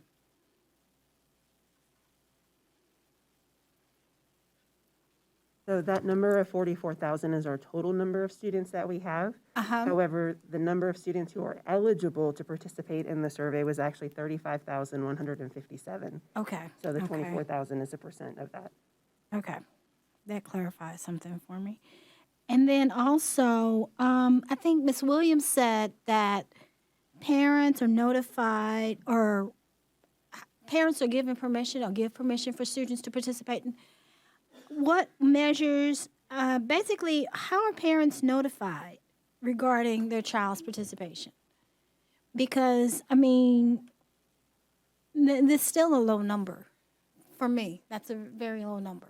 So maybe it's helpful to clarify that they permission survey participation in their forms at the beginning of the school year. So it's not per survey. Okay. And are the parents shown any of the questions? Are they aware of any of the questions that are asked? We publish the findings annually, but we don't send the questions out to parents in advance of the survey. Okay. Thank you. Of course. Thank you, Ms. Jones. Dr. Gilliam? Yes, thank you, and thank you for the presentation. And I'm going to go a little bit different. So I'm looking at the areas of concern. Everything else, that brings it home to me. Okay, so when I look at areas of concern for secondary relevance and interest in learning, decrease in attitude toward learning, degree of academic challenge. Okay, so any idea of how we're going to attack that? So, hold on. So then going into the emotional engagement, positive areas of concern, positive relationships with school staff and other students, feelings of safety, perceptions of fairness, perceptions of respect and personal student support. So when we're talking about all students, so that however many were actually in that survey, depending on where we are the campuses receiving their own data? Let me ask that. Yes. Okay. So, and this is, of course, everything in the district. Okay. So when everything comes in the district, then it tells me that all of our voices are not being heard. Possibly. Okay. So when going, I just want to kind of hang on the emotional engagement right now. So from, especially when we're looking at the board and we still are working on this code of conduct and the things that are happening. And I'm going to tell you, and I'm going to bring my feeling into it, because when I saw one particular school on the news behind things that were on campus, okay, you all can read in between the lines, I got 13 calls that night, because it was that particular school. And in doing so, it's like, how did we get here? And of course, I'm not going to say what it is that I said or whatever. Number one, we just all have to work together. That's who I am, and that's where we are. So when I look at this, I understand the whole. But how are we going to address those campuses that are the areas of concern may not come out to be that nice, moderate number? Mm-hmm. And how are we going to address those campuses? So that's or do we have a plan?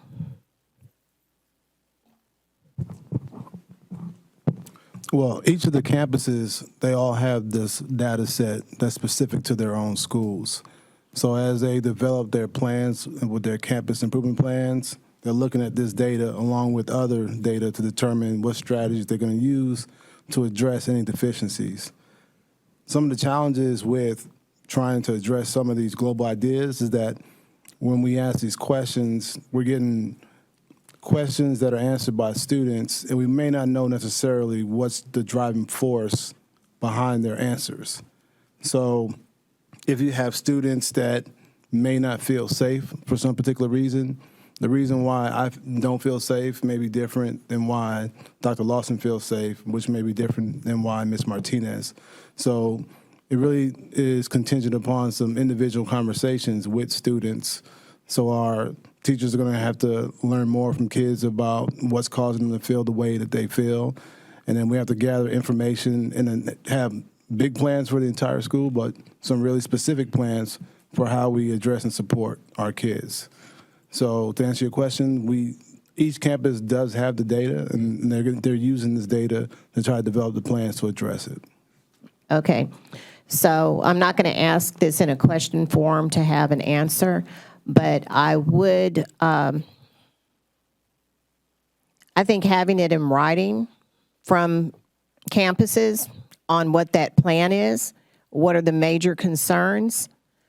And I'm sharing this because if those concerns are not taken by whatever administrative team is there, the counseling team, all of the people that are there to assist and help, and our teams here that go out, all of the different supports that we have, we can make this better, but we have to diagnose the problem at the campuses. And to diagnose it, we have to really sit down and have some serious conversations and some tough conversations. And I'm going to also say this, when we're looking at the leaders of these campuses, they have to be able to understand what's going on, know the kids, know what we need to do or what they need to do for their particular campus. And I say over and over and over, when we talk about the leaders of the campuses, there's so much pressure and there's so many different things that they have to do. But number one is safety and security. And that's always before anything. And to have the positive relationships and the feelings of safety, and it's right behind, and I'm seeing this because this is how things happen at schools. When we have students that are alone and they don't feel that they can talk to anyone. We say everyone's out there, but who is actually looking and searching for the children on those campuses? So I do appreciate this, and I just want to make sure that we are taking it campus by campus, not just accepting that, hey, we're okay, we're in moderate. Because there's a lot of extra folks in there that are happy. Right. Okay. And Dr. Gilliam, on page 57 of the survey, that may give you the information, the secondary survey, that may give you the information that you're looking for. With secondary students, we did ask specifically, had they considered leaving their campus, and if so, why? We had 5,800 write-in responses that we disaggregated, and you'll see some of the themes that you just spoke to. Okay. And then the campuses receive that individually.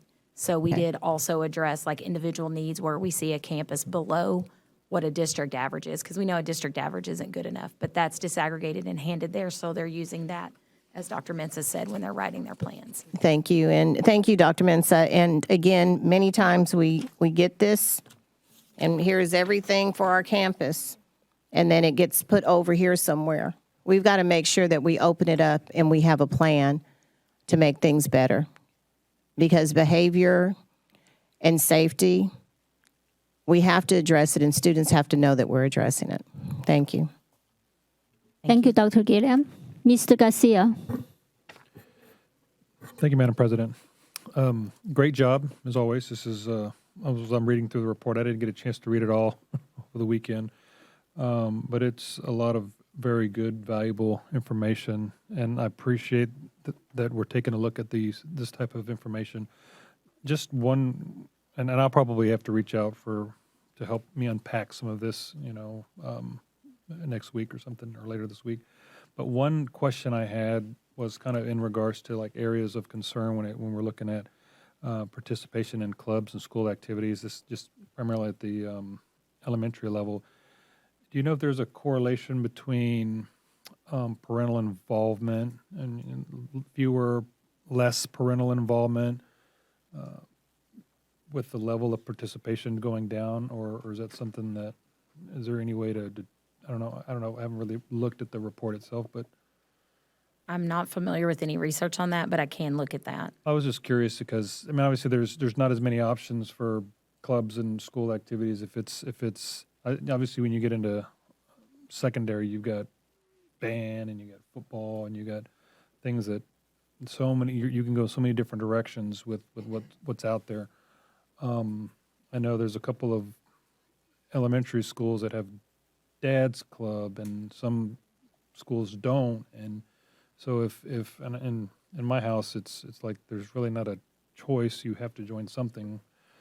So that's one aspect of it. But then in some other aspects, it's like, I don't know, what are we doing? Or the other aspect is, are teachers involved in promoting some of the clubs? If there's a robotics club, there's a STEM club after school or whatever. So I was just kind of curious about that. And that's not necessarily something I need an answer. And I was just curious if there was any way to correlate that level of involvement. If it's we're not promoting as many clubs at some of the campuses, or if there's parental involvement that's just, there's not in certain areas.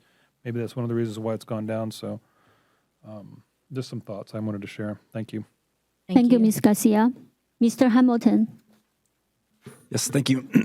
Ms. Williams, there may be some people who are happy with you for what I'm about to say and some people who are less happy.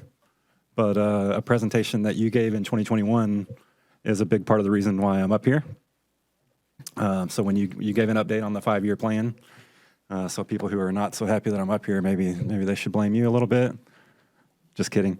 I have big shoulders. But so when I decided to run, the biggest factor was seeing the drop in academics from the 2019 numbers to that 2021 update on the 5-year plan. So just kind of as a blanket statement, we were around 70% in each subject, and the 5-year plan was to make incremental progress.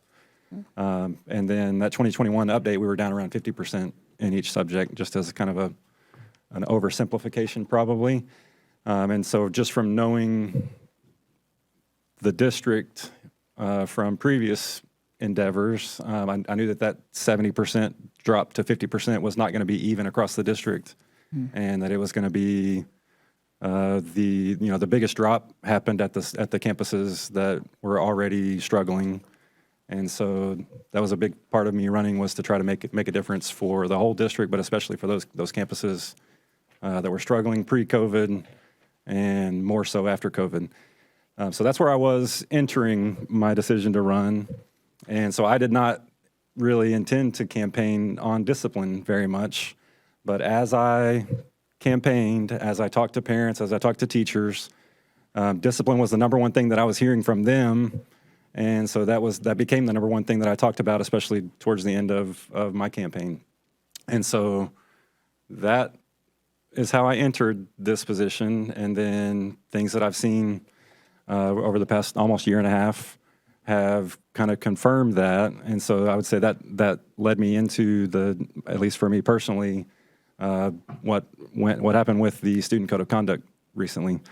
And so just some things that I want to point out from the survey that I think are worth reiterating.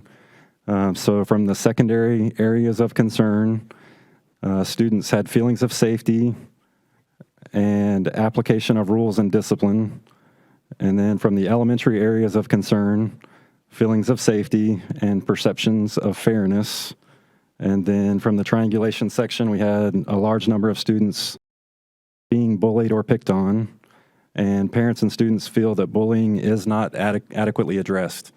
And so there have been comments that to the effect that we primarily have a perception problem when it comes to discipline and addressing these challenges. And I think we have more than just a perception problem. So then I just want to do my own triangulation. So from the parent and staff survey data, all of these numbers are less than 60%. So only 52% of parents and 55% of staff think that the district uses stakeholder feedback and they incorporate that feedback in decision making. Only 53% of parents agree staff are responsive when students report bullying. 52% of parents agree bullying is investigated and addressed. And 57% of campus-based staff believe that discipline is enforced fairly. So I think that just reiterates, and so Dr. Mensah, thank you. Dr. Whitbeck, thank you for the recent efforts to address our concerns as we try to get to the point where we can pass a student code of conduct. Better late than never. And so just want to state all of that. So thank you for this presentation, this data. I think the first step to solving a problem is understanding it. And so I think this survey data goes a long way towards understanding what's really happening with these issues in the district. So thank you. Sir. Thank you, Ms. Hamilton. Ms. Jones, do you have an additional question? Okay. Additional question. Survey triangulation. We're still there. Okay, good. Safety and behavior. Were there any questions relating to conflict resolution in that survey? Not specifically. No? Okay. The reason why I'm asking is because I'm looking at this information and I'm wondering, part of this, and we're talking about student code of conduct, and we're talking about restorative practices, and we're talking about PBIS, and I'm thinking about, well, where does the conflict resolution fall into place with this data? Do students feel that they are equipped to resolve their conflicts, or the adults are equipped to resolve their conflicts?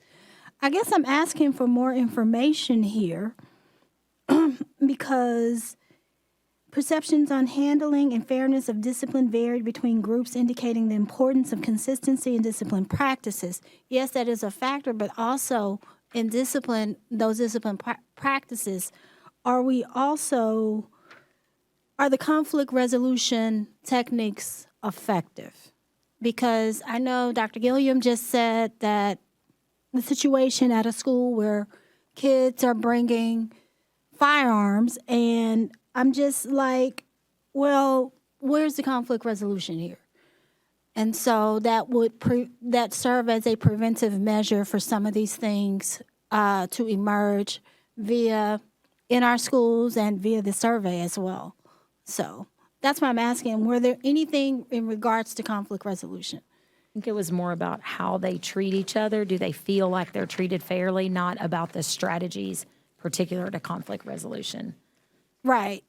And so to get to the core of that, we have to find out, are those practices and those strategies effective, and are they working? So that's just my comment. So.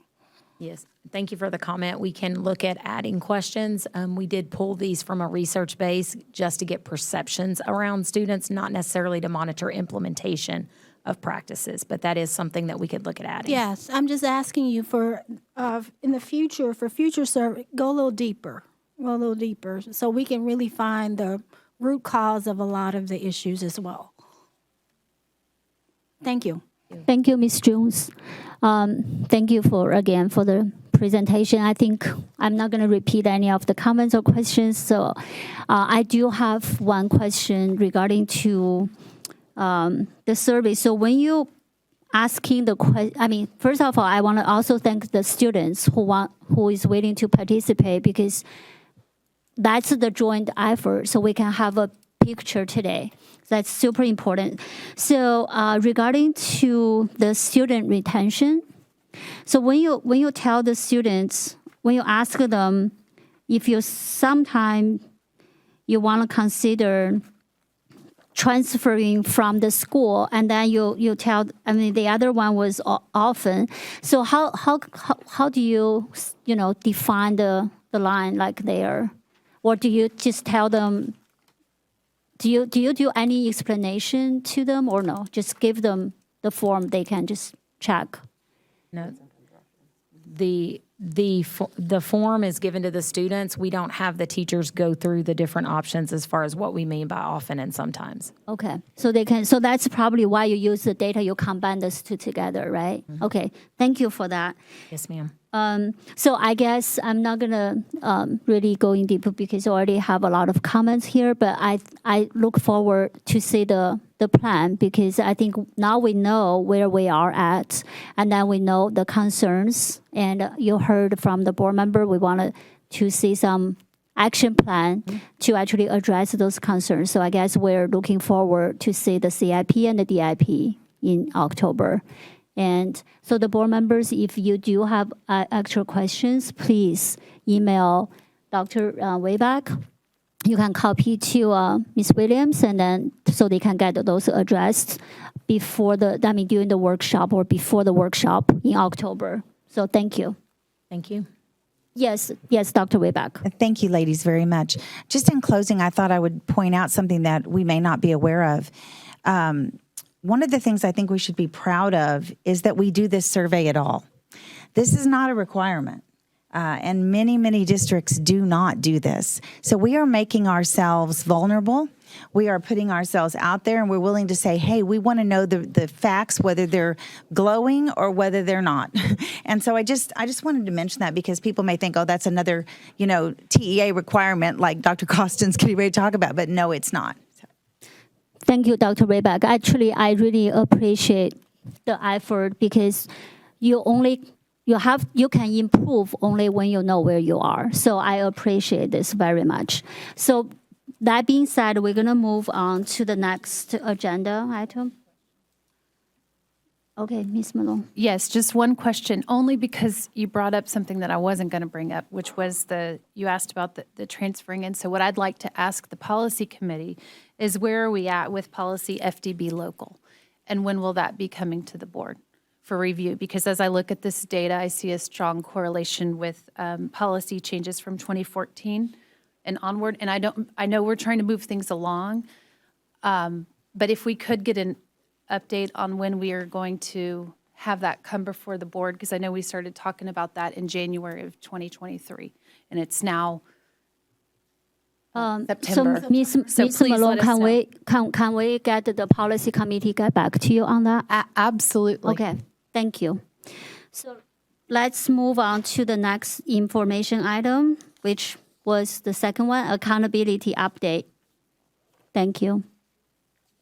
Good evening, Madam President, members of the board, and Dr. Whitbeck. As Dr. Whitbeck said earlier, I was before you in July to provide an accountability update at that time, and the resource that I used to prepare and deliver that presentation were the slides that were prepared and available through TEA that were pretty detailed about changes to the system and what the 2023 changes were going to look like. But since then, and over the last few months, there has been a lot in the news, and we are digging in a little bit more as we've gotten STAR test data throughout the summer. And you may have noticed in the news, there is a lot of concern about the 2023 accountability system and the changes happening at the same time when the STAR assessment is also greatly changing. What I want to kind of start out by saying is that in Fort Bend, we are not alone in looking at the changes that are being implemented and about to be launched at the end of September when ratings become available to us and public on September 28th, in having a high level of concern about what has been put together by the state. So tonight, my purpose is to kind of revisit some of those changes, but put it into a little bit more of a light of what does that really mean that is likely to happen once we get our ratings as they come here in the next couple of weeks. So I'm going to start with talking about the assessment changes, which a lot of us in EduSpeak are calling STAR 2.0. This is a visual that I created about the timeline or the way that state assessment has kind of happened over the course of the last few decades since 1979 when the legislature made it a requirement in law. I personally have had experience either taking or administering every single one of the assessments that is on this timeline. But one of the most important things that I think is a key in the changes that are happening in 2023 is that this is the first time in Texas assessment and accountability history where the state assessment has been significantly changed and adjusted at the same time that the rules for accountability have been changed. That has never happened before, but this year it is happening, and it's a dramatic change to both of those things at the same time. It makes it very difficult to really make a comparison, and I talked about that when I was referencing the what-if reports when I was here in July, but when you change the tool that you're using to measure at the same time as the rules about how that measurement is used, it doesn't bode well for being able to make some decisions using that data. Some of the key changes that have happened to the STAR assessment in 2023, we did make the shift as required by law to go to fully online assessment. Writing was added to all of the STAR assessments. So for the first time in 2023, 3rd through 8th grade, as well as the English 1 and 2 EOCs, all had a writing component. The test was no longer a multiple choice test. At least 25% of every test, no matter the content area, cannot be multiple choice. It became a much longer test in 2023. Most of the tests were 30-something questions before 2022 and prior. In 2023, most of the tests went to 50-something questions. Not all questions are worth the same amount in the STAR test in 2023. Previously, each question was 1 point of the raw score. Some questions on the 2023 STAR assessment were up to 10 points each, so it put a heavy weight on individual questions within the test. Because the test was so significantly changed, the state has reset the performance levels. And I've sent you guys memos, and I talked about it back in July, that's part of the delay. We've sent messages to our families and parents about the reason why we haven't gotten our ratings yet, why we didn't get the results of whether kids passed the STAR test or not until the middle of August. It's because after the test was given, the state figured out, well, how many questions equals passing? How many questions equals meets grade level, and how many is master's grade level? So they did some playing around with the numbers to determine what those performance levels are. In the process of doing that, they kept basically the same names, right? Approaches, meets, masters, and did not meet. But what we have now seen as we've looked at and not just us in Fort Bend, we are part of communities across the state of accountability leaders, and we have seen that it is harder on the 2023 test for a student to get a meets or a master's. So in the data that you guys recently got last week, you probably saw a good number of negative percentage points in the meets and masters columns in the different data that we shared with you. And that is because it is harder to get meets and masters than it was in 2022 and before. Here is on this slide, I kind of tried to put a visual together that would demonstrate how the measurement tool has changed. So the test obviously has changed, the way it's designed, how long it is, how it's administered, all of those things. But I started thinking about how could I talk about the way that the state is measuring progress or growth. And to me, an example would be if I was told to bake a cake. I've made a lot of cakes in my life, and I usually have to have some measuring cups, some sort of, maybe this Pyrex one that's on the screen here. But imagine if I was told, well, you have to put the same amount of flour in there, but you only get a ruler or a protractor to do it. You don't get measuring cups. And I need you to figure out if you have put the same amount of flour in there. That's the kind of thing that has happened. So there's a long explanation that I can give you a lot of details about, but I'm not going to do that tonight.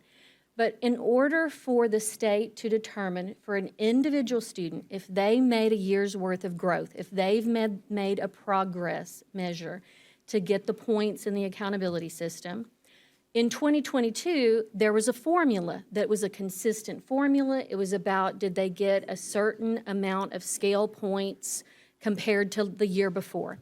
This year, there's a table, and a student has to move from one performance level to another. A student could be really close to getting that new performance level, or they could be really far away from it. It doesn't matter how far away. If they're in one level and they're moving to the next, that's what if they move, then they get credit for growth.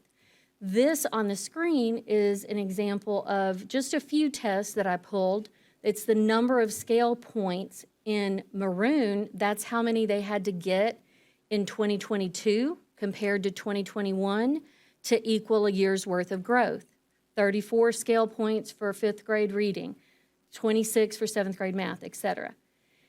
In the 2023 test, it's different for all the different grade levels. They changed the different scaling, but in reading language arts for 5th grade, they had to get 104 scale points in comparison to only 34 the year before. So it's the idea of this is why it is harder to get points for growth.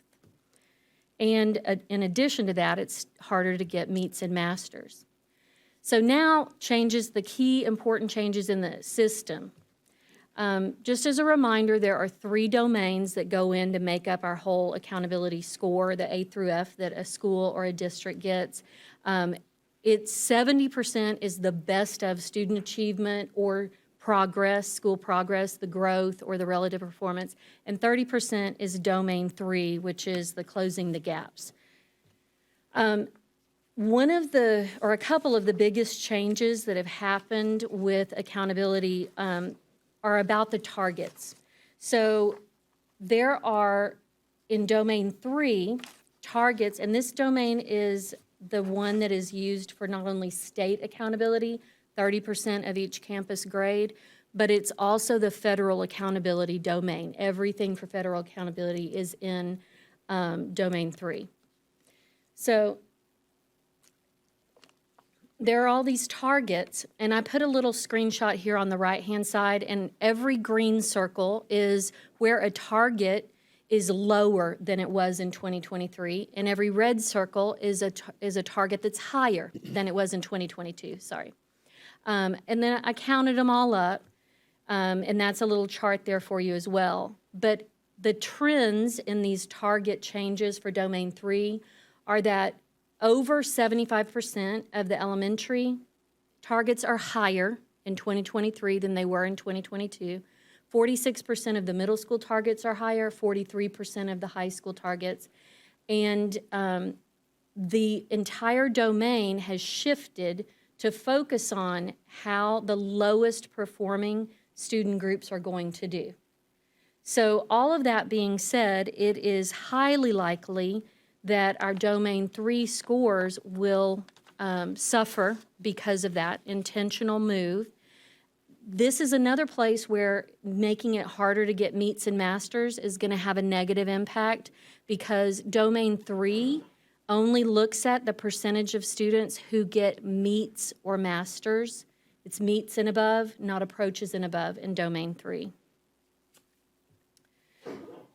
So kind of trying to put it all together, I was trying to think about an analogy that would represent what has happened with the system and the changes that have been made. And my mom is a marathon runner. So I took some screenshots of different places in the U.S. where she has run marathons. One of them is the Houston Marathon. That's a flat race. In the middle, that's the Austin Marathon. In the Hill Country, it's called the Hill Country for a reason. And then the one on the right is a race in a race in Alaska. My mom has participated in a marathon in Anchorage, which is very mountainous. As a marathon runner, she has shared a lot of the kind of training strategies with me over the years. And one of the biggest things that happens is they time themselves, right? You have a goal to get better, go faster than you did in your last race. Imagine that there's a commissioner of racing who says, I'm redefining fast. What used to be fast is now slow. And so as a racer, my mom might say, well, but I'm in a harder race. Now I'm in the Austin race, and I have my own stopwatch. I can see that I ran faster than I did in Houston. So it's a harder race, but I'm actually running faster. No, you are slow, because that's the new definition of the time that you have. There would be a lot of marathon runners that would have a serious problem with that, with good reason. And that is what is happening in Texas accountability. The redefining of what an A is, what used to be an A in many of the components is now going to be a C. So if you take that idea and think about what we are about to see it is highly likely that most campuses are going to get a worse letter grade in one or more domain areas and highly potential in the overall rating for the campus, even if they do better than they did last year on student performance. This statement is one that I took directly from a TEA presentation. 2023 ratings will be different, and this is the biggest takeaway that I have as a message for you tonight. It is highly possible, this is a quote from TEA, it is highly possible many campuses may improve the percent of students meeting achievement targets in 2023 and yet receive a lower rating for 2023. So I'm just here to kind of lay that groundwork and remind you about the system changes that are happening.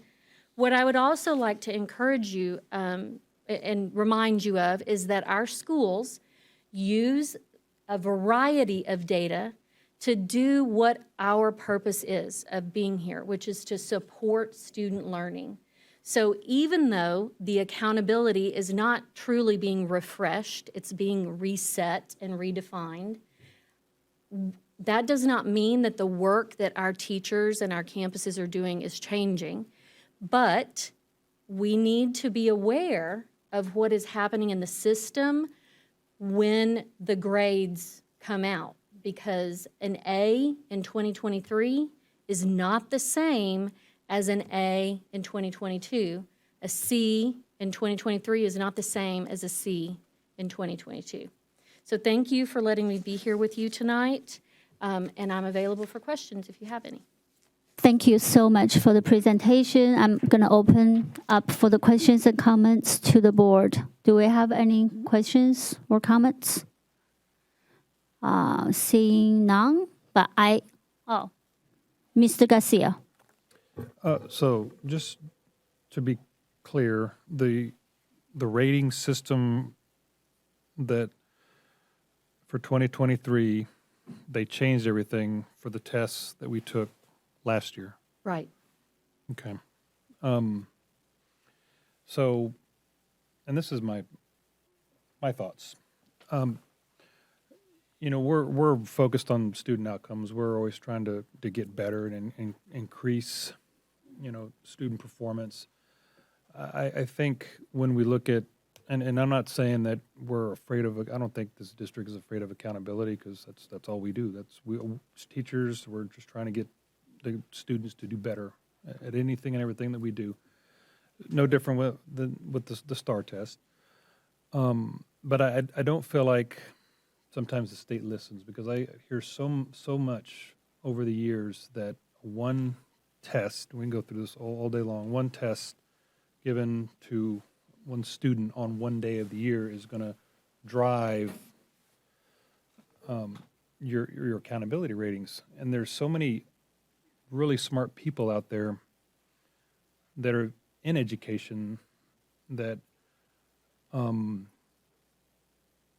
know, we have assessments that we're taking 3 times a year, and that's, to me, a much better indicator of student success, because you can see actual progress throughout the year, not from one test on one day. You know, that's a debate for another subject. I think that when the ratings do come out, you know, we do the best with what we can, what we're given, and then that's, you know, when we compare our data to everybody else, I mean, everybody else is also has the same changes, so it's, you know, I suspect, and not necessarily I suspect, I know in my heart that the reason why this is happening is to gear up for the voucher fight that's coming in October, so that when they put it in front of the legislator and they say, look how bad the schools are doing, and then you come out to the public and the public's like, look how bad the schools are performing. They've all went down in their ratings. Maybe we should take the money from the schools and go to a charter school or go to a private school. So those two things I think are related. But I wanted to just throw that out there, because I'm not a fan of the STAR test, but I'm also not afraid of the STAR test. I mean, I think it is what it is, and we're not going to get really around it. We just got to keep doing the best what we can with what we're given. So, I'll unpack a little bit more of this, and I may have some more questions to reach out. But I did want to thank you for your time and for your comments. Thank you so much. Thank you, Ms. Garcia. Ms. Malone. All right, I'm going to be really brief because I just need one point of clarification, please. First of all, thank you for your presentation, Dr. Costin. You mentioned on there that not all questions are worth the same amount of points and that some questions are worth up to 10 points. So the reason I'm asking this is because I was under the understanding from some teachers that although some questions may be worth 10 points now, that you could receive partial credit for what you know. So even though before you either got it right or wrong, and from what I understand, the way the test has been rewritten, you may understand different sequences within the question, and you could receive 2 points, 5 points, 7, 10, whatever. Am I understanding that correctly or not? That's true. The extended constructed response, which is the one of them that could be 10 points, there is partial credit for it. And I do want to clarify that I'm not saying that that particular type of question or the idea of making one question worth more points than another is not a valid way to create a test. The problem that I personally have is with the timing of restructuring the assessment the same year that the accountability system is so drastically changing, because it makes it almost impossible to truly figure out how are we doing in the state system using the state tool from one year to the next. Normally what has happened previously is there has been a multi-year introduction of a new assessment, and the old assessment is given and the new assessment is given to some, kids, and after it's rolled out, then it's put into an accountability system that's a stable system. So it's not, you're correct about the partial credit for questions. I'm also not saying that the STAR test is not a valid assessment or anything like that. It's just about two things happening at the same time.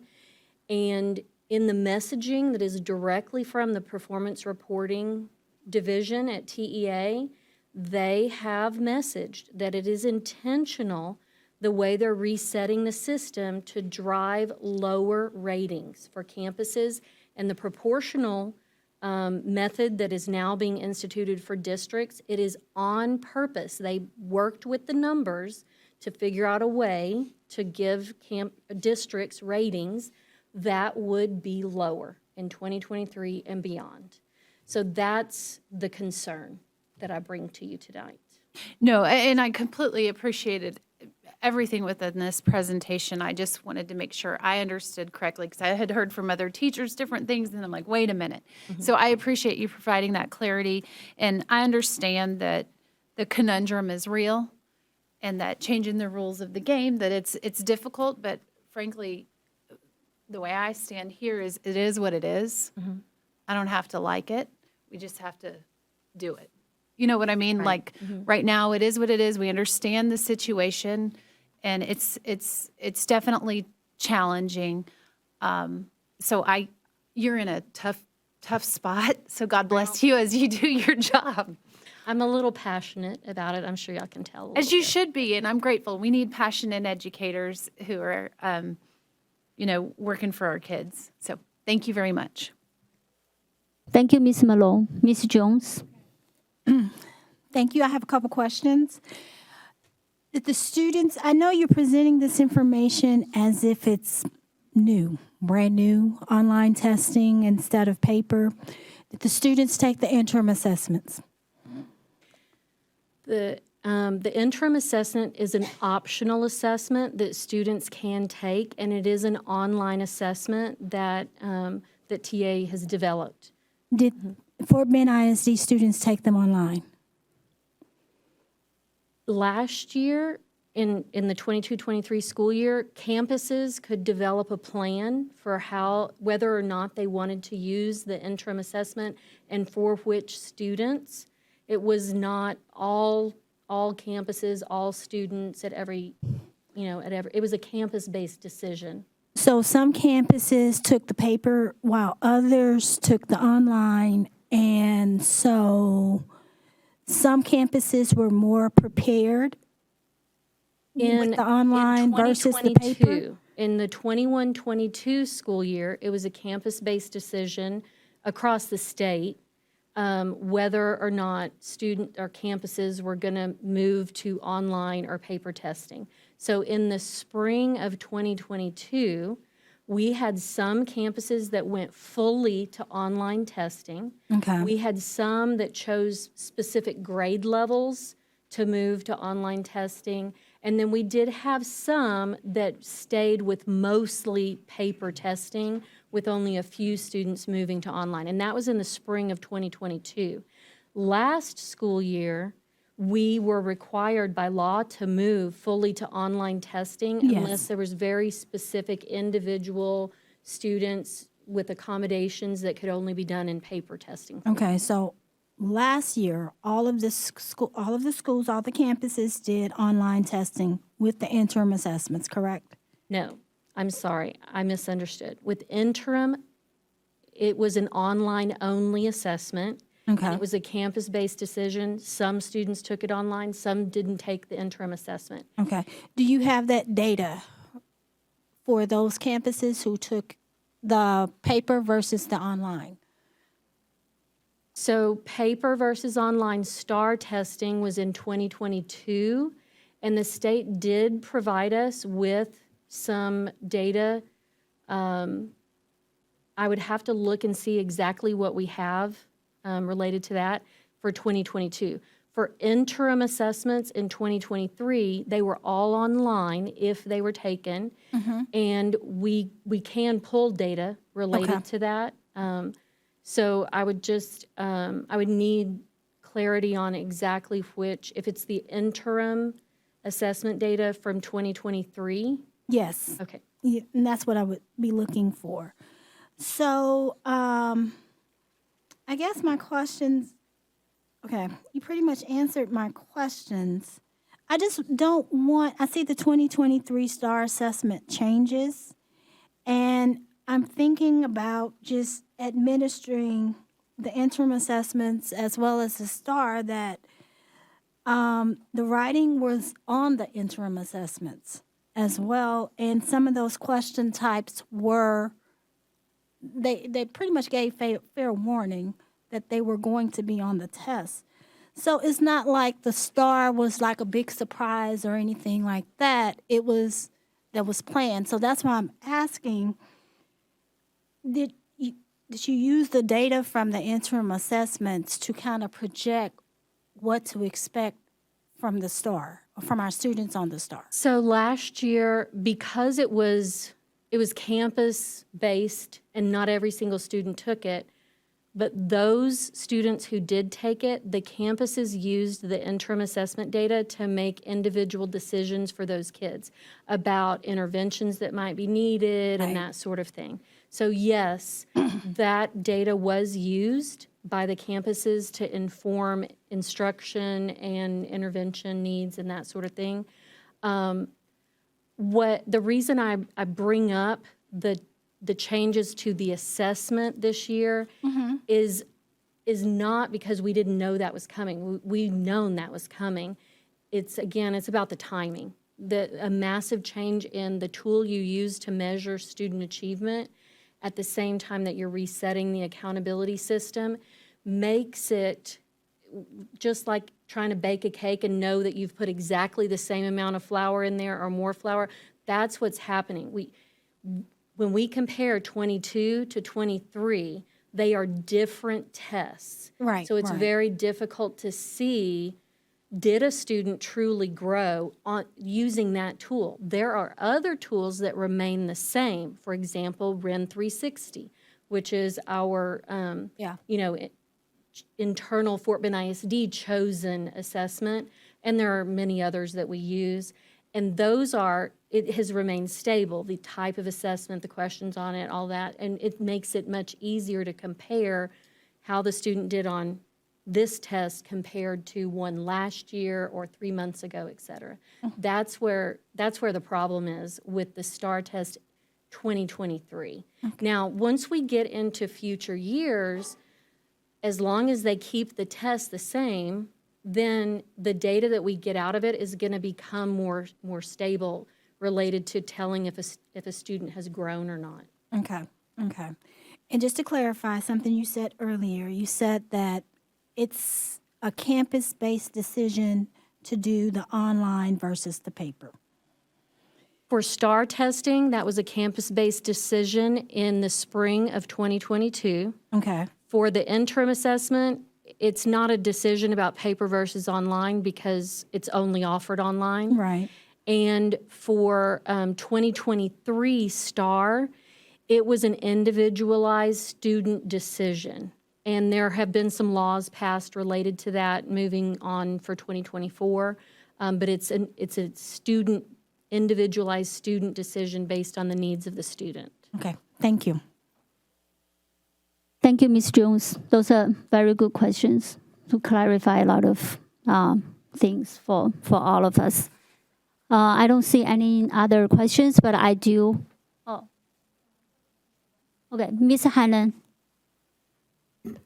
Thank you, Ms. Costin. Just to be clear, all of our students, whether it was EOC or a regular test, they have their test results.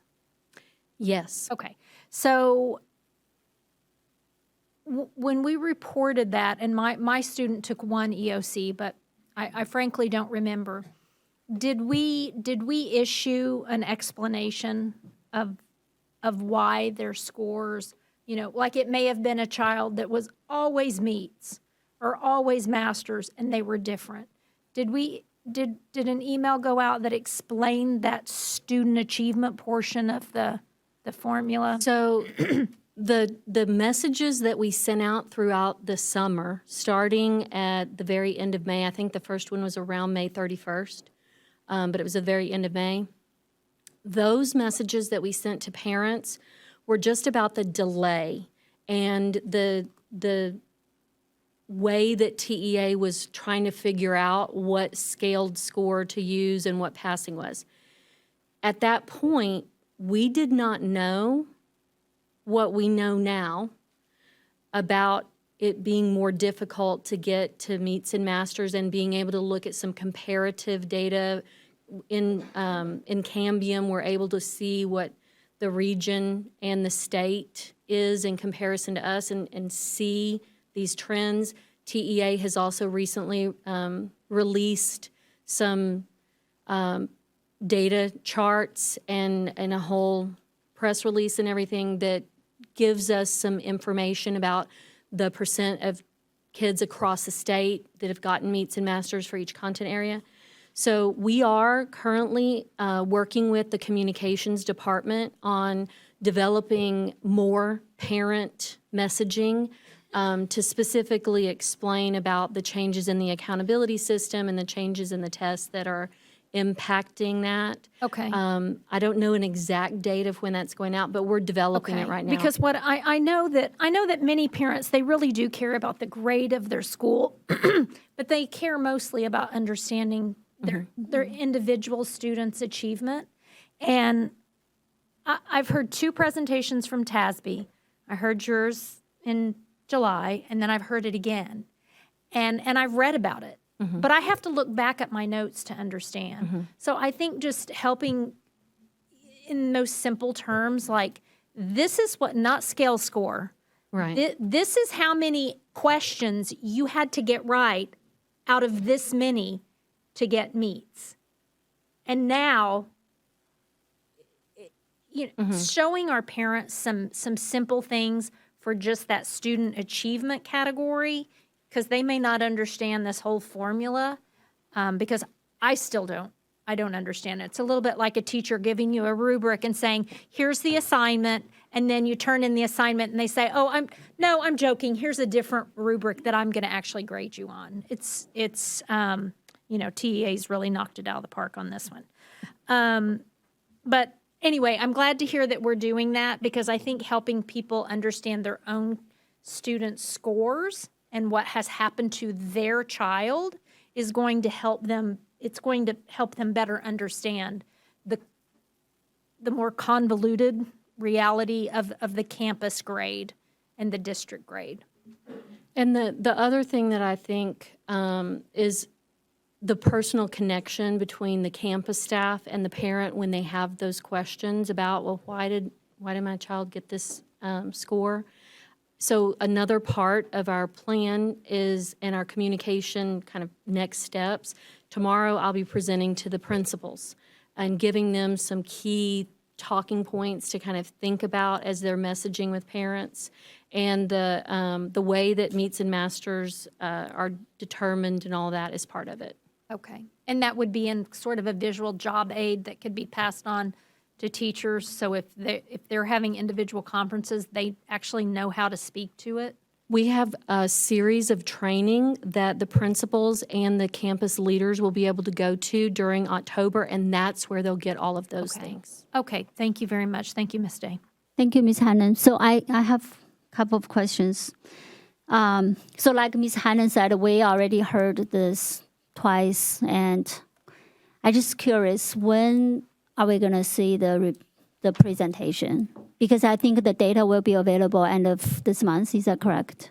Yes, we'll receive a confidential report at some point before 11:59 p.m. on September 26th. Okay. I will be working to prepare a memo, and then that would come through academic affairs up through Dr. Whitbeck to the board on the 27th. That'll be a high-level review of the ratings that we have at that point. It'll go public. All of the campus ratings go public on September 28th, so they'll be published by TEA. And then we're currently scheduled, I believe, to be on the agenda for October 16th, because it will take us a little bit of time once we get all of the final, accountability data to turn that into a presentation for you guys. Thank you for that. And also, I agree with Mr. Garcia. If you can, maybe we can compare, because like you said, the way they changed the tool to evaluate the district, the schools. So I'm just asking, maybe during the presentation, can you do some comparison from like Katy and Lamar and Sapphire, the typical district that we always compare us to, because that way also can show, right? Because we're all on the same boat. You're going to change. And also I want to ask for the TEA, are they going to provide the what if that data or no? They are. Yes, we do have the preliminary what-if reports that we got this summer, and TEA is going to release the final what-if reports on the 28th, when they release the actual. So I think that will also help to follow up with Ms. Hannah. I think that will really helpful for the parents to understand where their children's actually where they are. So thank you so much. And also I'm asking for the board, because since they are going to get ready for the presentation for October the 16th, if you have any particular information you want them to present it to the board, please email ahead of time, so that way we'll help get all the information we need. Thank you very much, Dr. Cousin. Thank you. Sorry. Sorry. I changed my mind and wanted to say just real quick. So I think the administration emailed the board several months ago with a link to a video that Commissioner Morath put out that was specifically for trustees to understand all these changes. So if any of the trustees did not watch the video at the time, I think that video is really helpful to understand all these changes. And I think it's also worth pointing out. So they're giving us the what if for last year. If these two major changes had been in place last year, here's what our scores would be, so that we could kind of have an apples to apples comparison. So we'll have that, right? Right. Okay. I would just caution that it's not truly apples to apples because the test changed. Right. So it's better Closer. than comparing the actual 2022 to the actual 2023. But it's still not exactly. Gotcha. Thank you. Thank you, Ms. Hamilton. Sorry, I didn't see you. Okay. Yeah, thank you. And okay, so I don't see any other questions, and we can move on to next agenda item. We're going to review. So first, 10A, it's the meeting minutes. Do we have any discussion?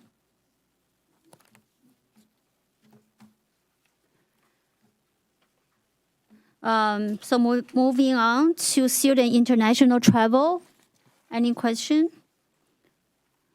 Moving on to T-test appraisers. Next, class size exception waiver.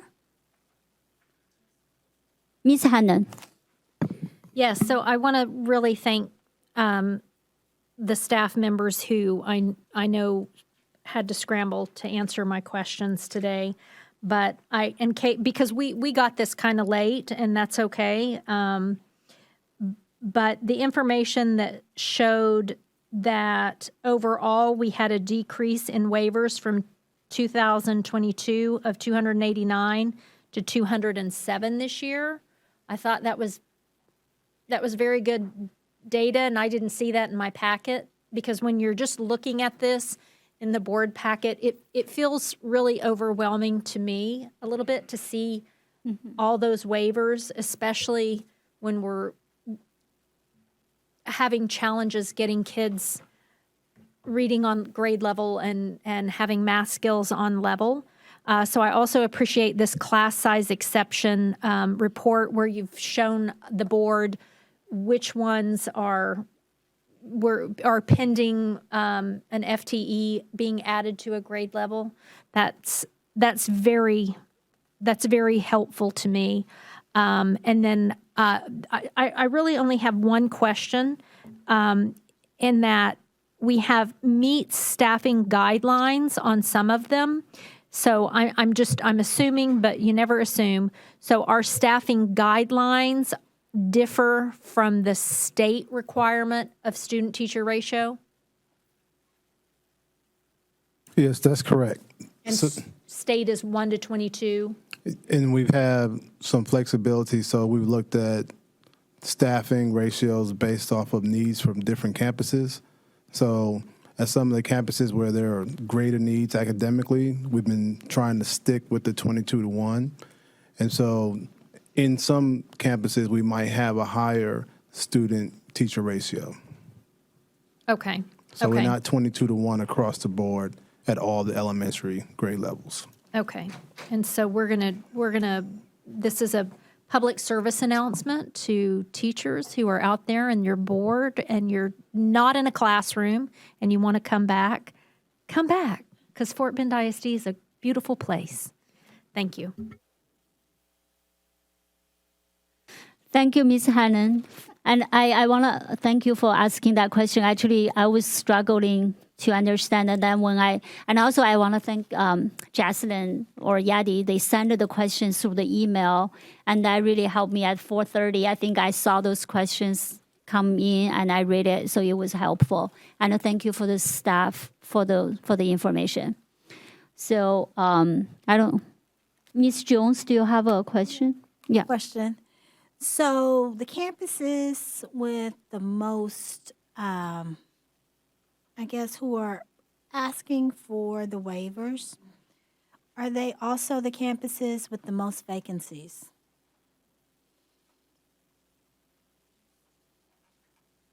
So your question is, are the campuses that are asking for the waivers the ones with the most vacancies? Yes. Are they the ones with the most teacher vacancies, or? Not necessarily.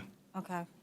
So, because we have some campuses that have more teacher vacancies, but we don't have a higher student-teacher ratio because of the needs of that campus.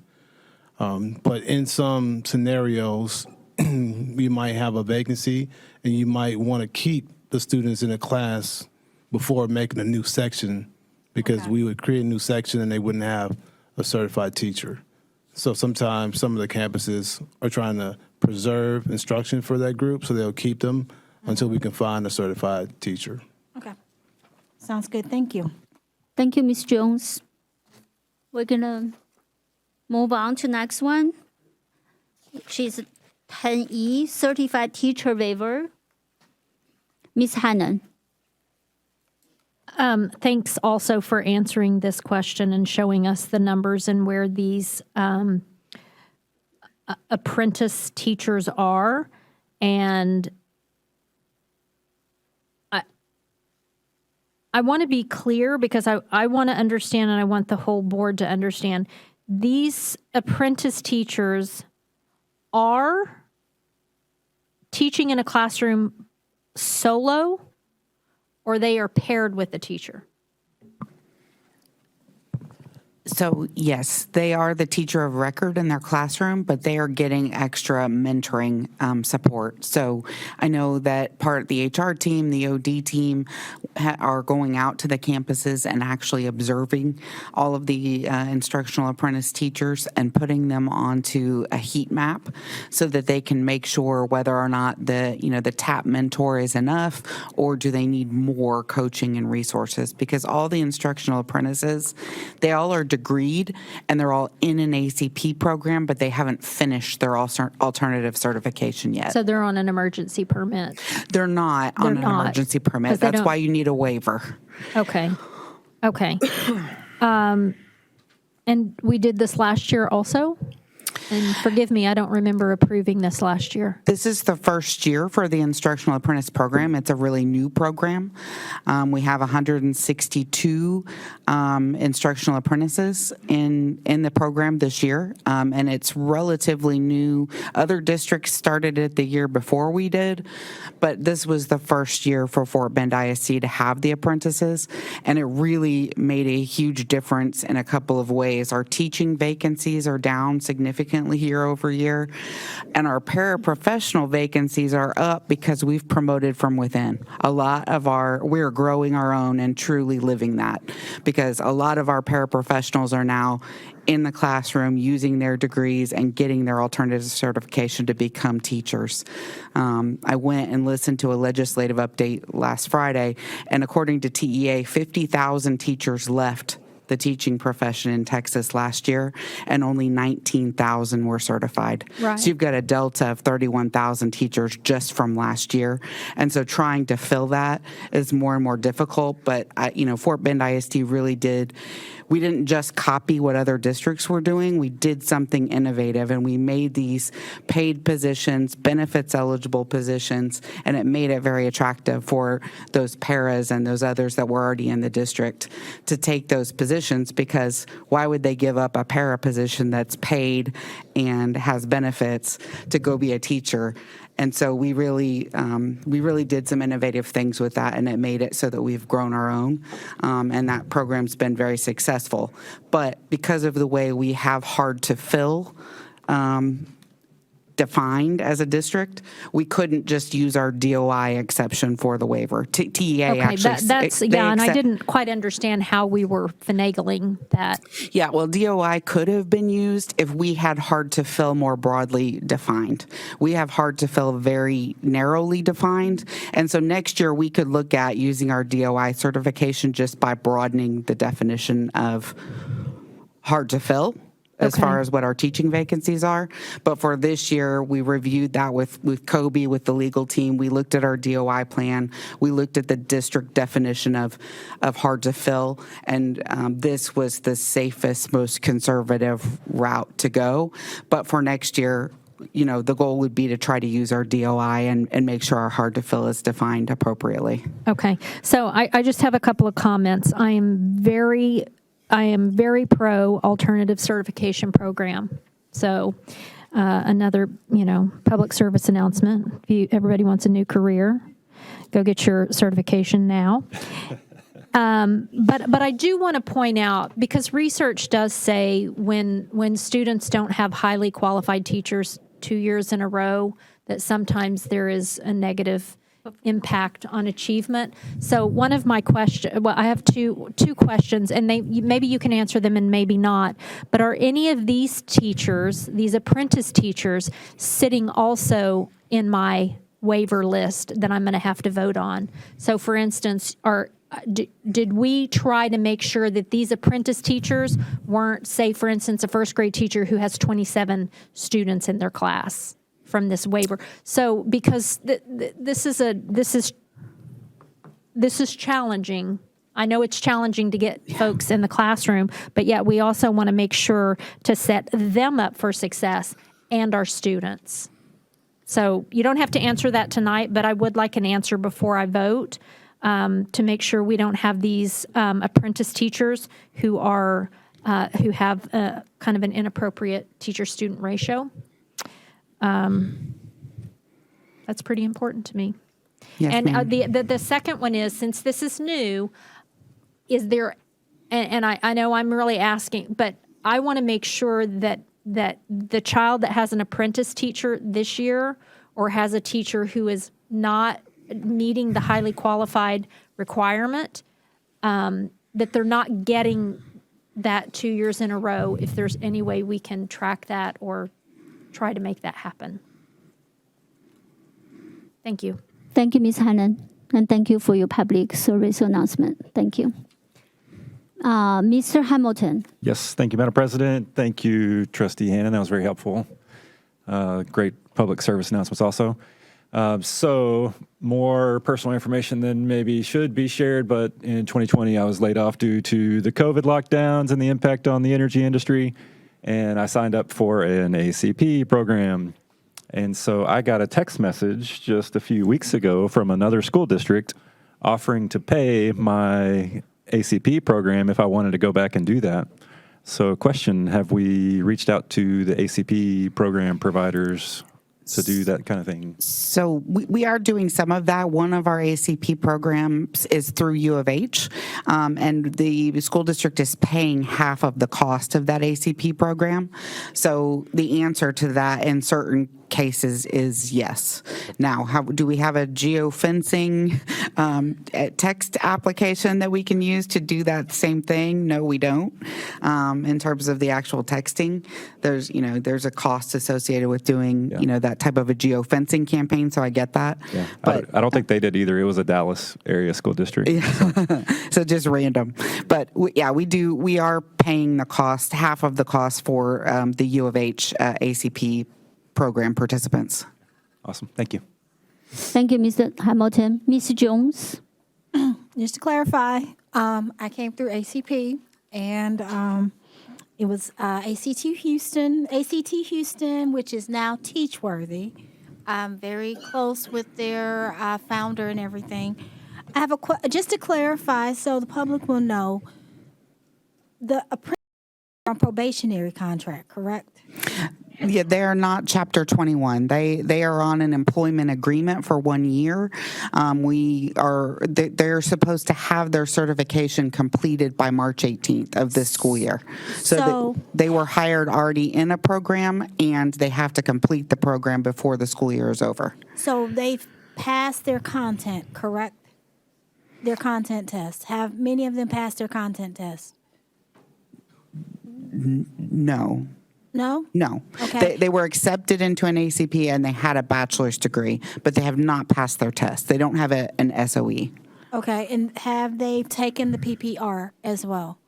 Some have, some haven't. Okay.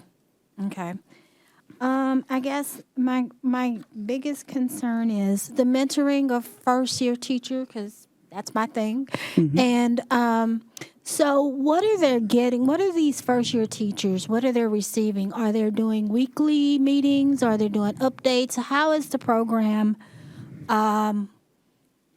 developed? Yep.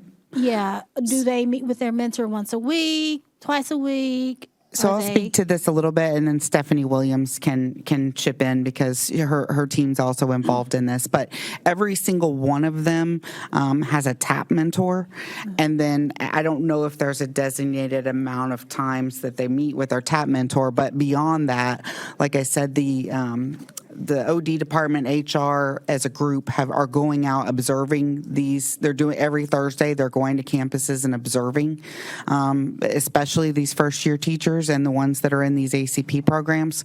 And the ones that need more help than just a TAP mentor are going to get that through that process. They're all being put on a heat map so that you can see, hey, we are most concerned about these teachers on this campus and they need more resources than they currently have. Yeah, because I'm concerned about retention as well. And as Trustee Hannon said, we don't want to put a first-year teacher in a classroom with 26 pre-K kids. And that is my biggest concern, not only just being in the class size, but them staying the second year. So first year is always rough. I went through it. And I'm just concerned about first year. What experience are they getting? And are there any surveys right now for these apprentices to be conducted about what their experience is like now? And can we get some information at the end of the year? Will they stay or will they leave?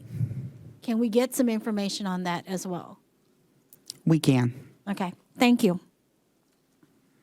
Thank you, Ms. Jones.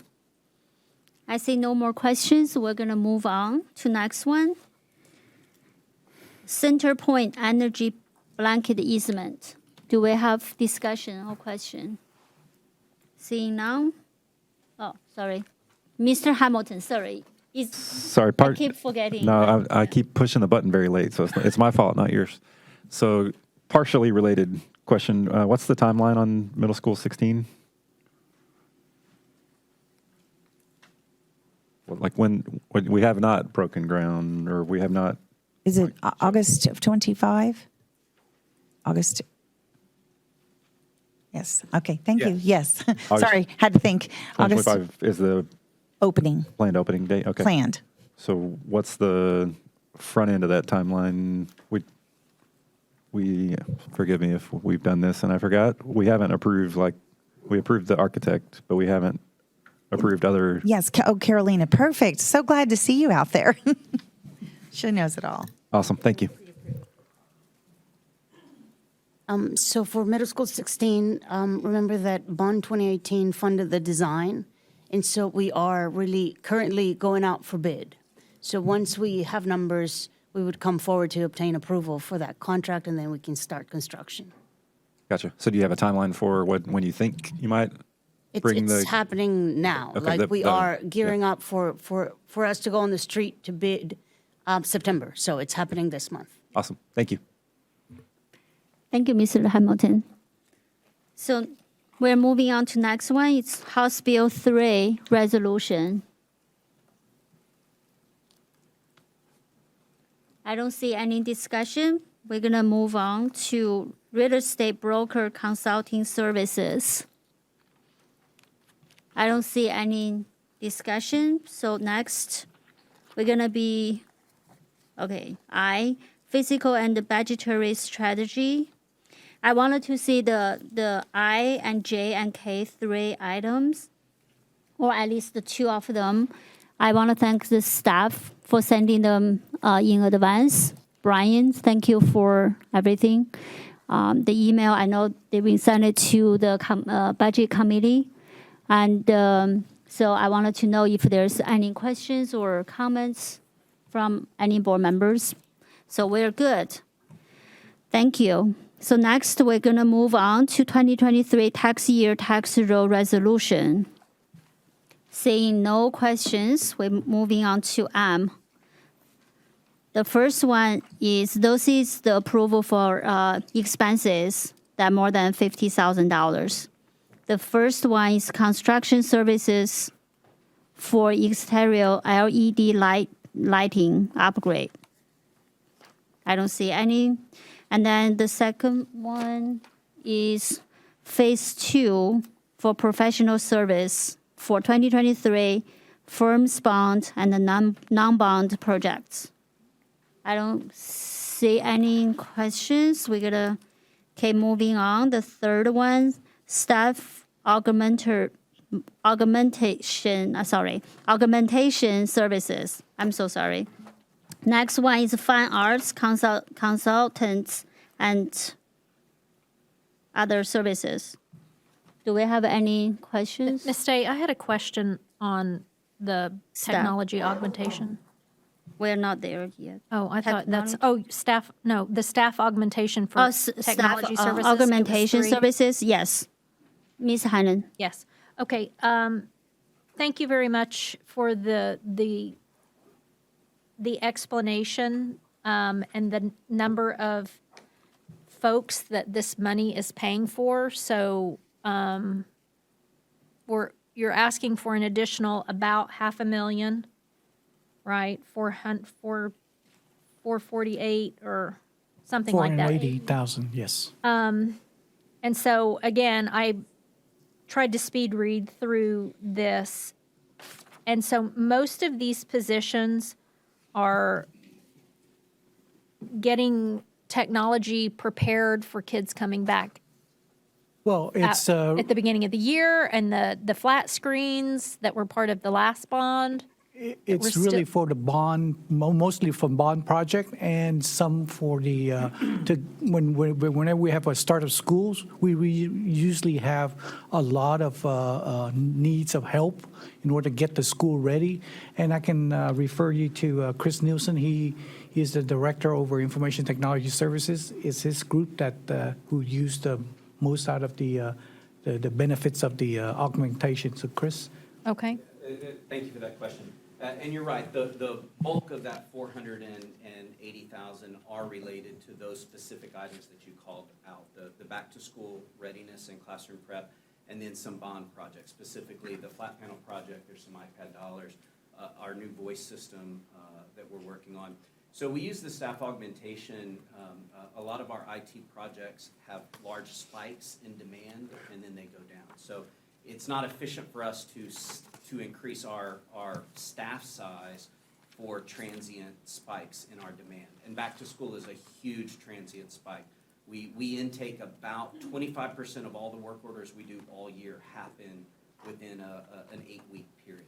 So we use staff augmentation as an efficient way to blunt that spike and get teachers what they need quickly while not having to staff up the rest of the year when the workload is a little more manageable.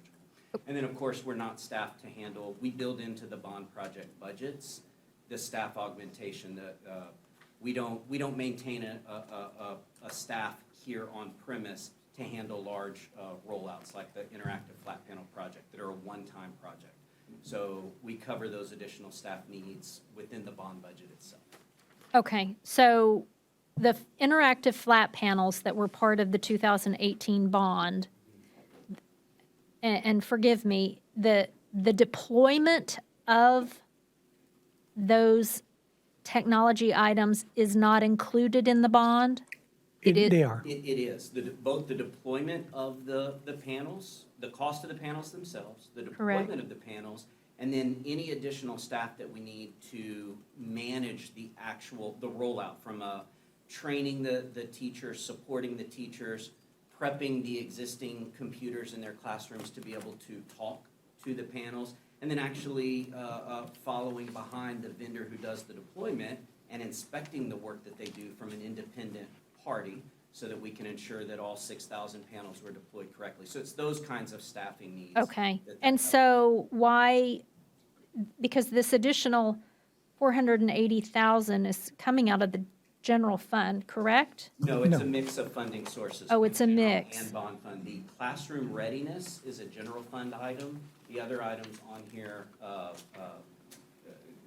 the flat panel, the iPad, the voice engineers, those are all bond projects. Okay. But classroom readiness is an ongoing operational expense, so that is general fund. This will provide us with a procurement vehicle for us to, contract the augmentation staff. Right, and then so, and I'm going to ask this, and I don't mean it in a rude way, but when we were asked to approve this, and then you missed your projection by almost $500,000, what, was there an unforeseen, because you're adding $480,000 to the original board-approved item, yes. Right, and so what was the piece that was added that, or Right, so there's a couple of items in there. One that's driving it, 75,000 on this one is that we have a key personnel unit going on a year of military leave. So when they return from that military service, of course, we want their position to be here for them, but we can't operate for a year without them. So we're gonna use staff augmentation. Now it'll be covered, we'll have the salary savings while he's deployed. So it'll be covered, but we need the procurement approved. So that's 75,000 of that. And then the bulk of the remaining is simply the return from COVID. The cost to return the 60,000 devices that were deployed back to the 2-to-1 toolkit simply took more effort than we originally estimated. We had never undertaken a project anywhere near that scope before. Okay. Thank you very much for the answers tonight and the information you gave me in writing. Thank you. Thank you, Ms. Hannon. Ms. Hannon, one other thing is, remember, we also have 2 voice engineer who just retired, and so that is a lot of institutional knowledge walking out, so we desperately need additional while we're trying to refill those positions. Okay. And offline, I just want somebody to explain to me the pots of money, because we just lost 2 staff members. We're losing a staff member that's temporarily for a year. And so I'm calculating money in my head, and so maybe somebody can just explain. We're asking for money, but yet we're not spending the money. We're asking for the authority to spend the money with this contract through these staff aug vendors. The funding will come from the salary savings while these positions are being filled, but we need your authority to spend the money with a staff augmentation vendor versus salary. Okay. Thank you. So it's not additional money, we just need the permission. Okay, thank you. That's very helpful. I'm sorry that took me a long time getting there, but thank you. problem. And I hope that the table that we included in the answer this morning or this afternoon will be able to help, because we defined it in there exactly where the funding is going to come from. Thank you. And I'll read it all more carefully before Yes, the ma'am. vote. Thank you. Thank you, Ms. Hannon. Ms. Malone? Well, frankly, you covered my questions, and I don't know how to undo the floor, so maybe Mr. Pham, if you can tell me how to turn it off once it's on. But since you're there, and just for clarification on this, because I know she's talking about the different buckets of money, the reason you're here, is it because the aggregated expense is over 50,000 and it's just a legal requirement? So for sure, the aggregated expense is well over 50,000. We're here specifically because the estimated expense 3 years ago on what we would spend for staff augmentation was not sufficient to meet what we actually need through the end of the bid that you all approved back in December of 22, I believe. All right. And then in addition to that, the gentleman that's going on military leave, thank you, Those for are whoever you are. Those are driving factors that are causing us to have to spend more on this contract than what we anticipated 3 years ago. Again, it's not a net increase to the general fund expense, it's just being spent in a different way All than right. what we thought 3 years ago. And please extend my appreciation for his service to our country. You may have met him, Johari Fontenot, who serves this building as one of our lead analysts. Oh. So we'll be sorry to miss him, but I know he'll serve well. Yeah, he's returning as an Air Force duty. That's awesome. Well, Johari, thank you for your service to our country and to your service in Fort Bend. We look forward to your return. Thank you, everyone, for the questions and the comments. Really appreciate it. And so now we're moving on to the next one. The fine arts consultants and the clinicians. Do we have any questions? Ms. Hannon? Yes. I know that Mr. Drew thinks I'm picking on him, but I'm really not. And I seem to always have questions about fine arts. And it's actually because I think they're incredibly important, but one thing I want to make sure is that we have equity and access to all of the arts. And so that's one of the reasons that I ask a lot of questions about the arts. And so I appreciate because the board may not have had time to read, but it was important for me to know who the benefactors were of this money, these funds that were being asked to approve. And so, Mr. Drew, I didn't specifically ask this question because you answered my question perfectly, but how were these benefactors chosen? Why did some students get to go to the Grand Opera or the Symphony or Alley Theater? How did So are you talking about, you're talking about the performing arts? Am I on the wrong? Oh, we're on the clinicians. I do not have a question about the clinicians. I got that one very down like the last 4 times. Thank you. I'm sorry, Mr. Drew. You can stay up there though, because it's coming. No. Okay. No, it's going to be a while. My apologies. Just keep Okay. standing, keep standing. Okay. We have a jar for the money, so you can put it in there. Ms. Jones, do you have a question? Just a or quick question. Are you sure this is the right item? This is the right one because Okay. I've been scribbling over here, so this is the right one. We're approving the list of vendors, correct? That is correct. We're actually adding 34 more vendors in this, in this iteration. This is Okay. the 5th iteration. Plus, if I'm not mistaken, I may let Mr. Bassett or someone talk to this, but we're also asking the board to authorize the superintendent to add additional vendors throughout the year. And then you would ratify that, rather than having to bring this back 3 or 4 times every year. We're asking the board to authorize the superintendent to temporarily approve vendors, and then next year at this time, we would bring another list of the people that she has approved for you to ratify. Am I saying that correctly? Okay. That's all I need to know. Thank you, Ms. Ju. Thank you, Ms. Jones. And we're moving next one.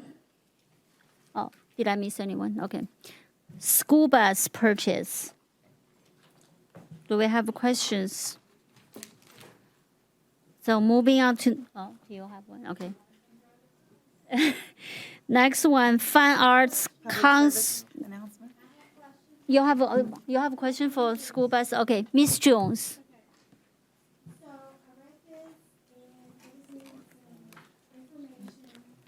Is your mic on? Is your mic on? Okay, I have questions and I just need some information. How old are our school bus? How old are the school buses? 15 years and older? Okay. Yeah. Yeah, there it is.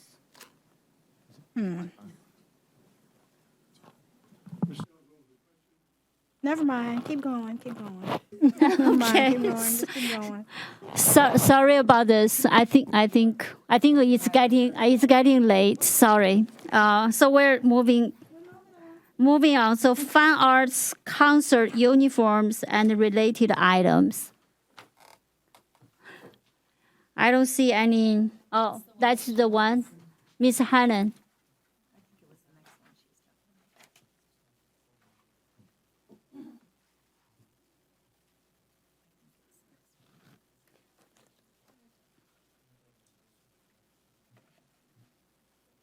I think it's the next one. Excuse me, that is also. Okay, great. So no, that's not the one. That's another one. No. So 7 awards, school spirit products, and related item.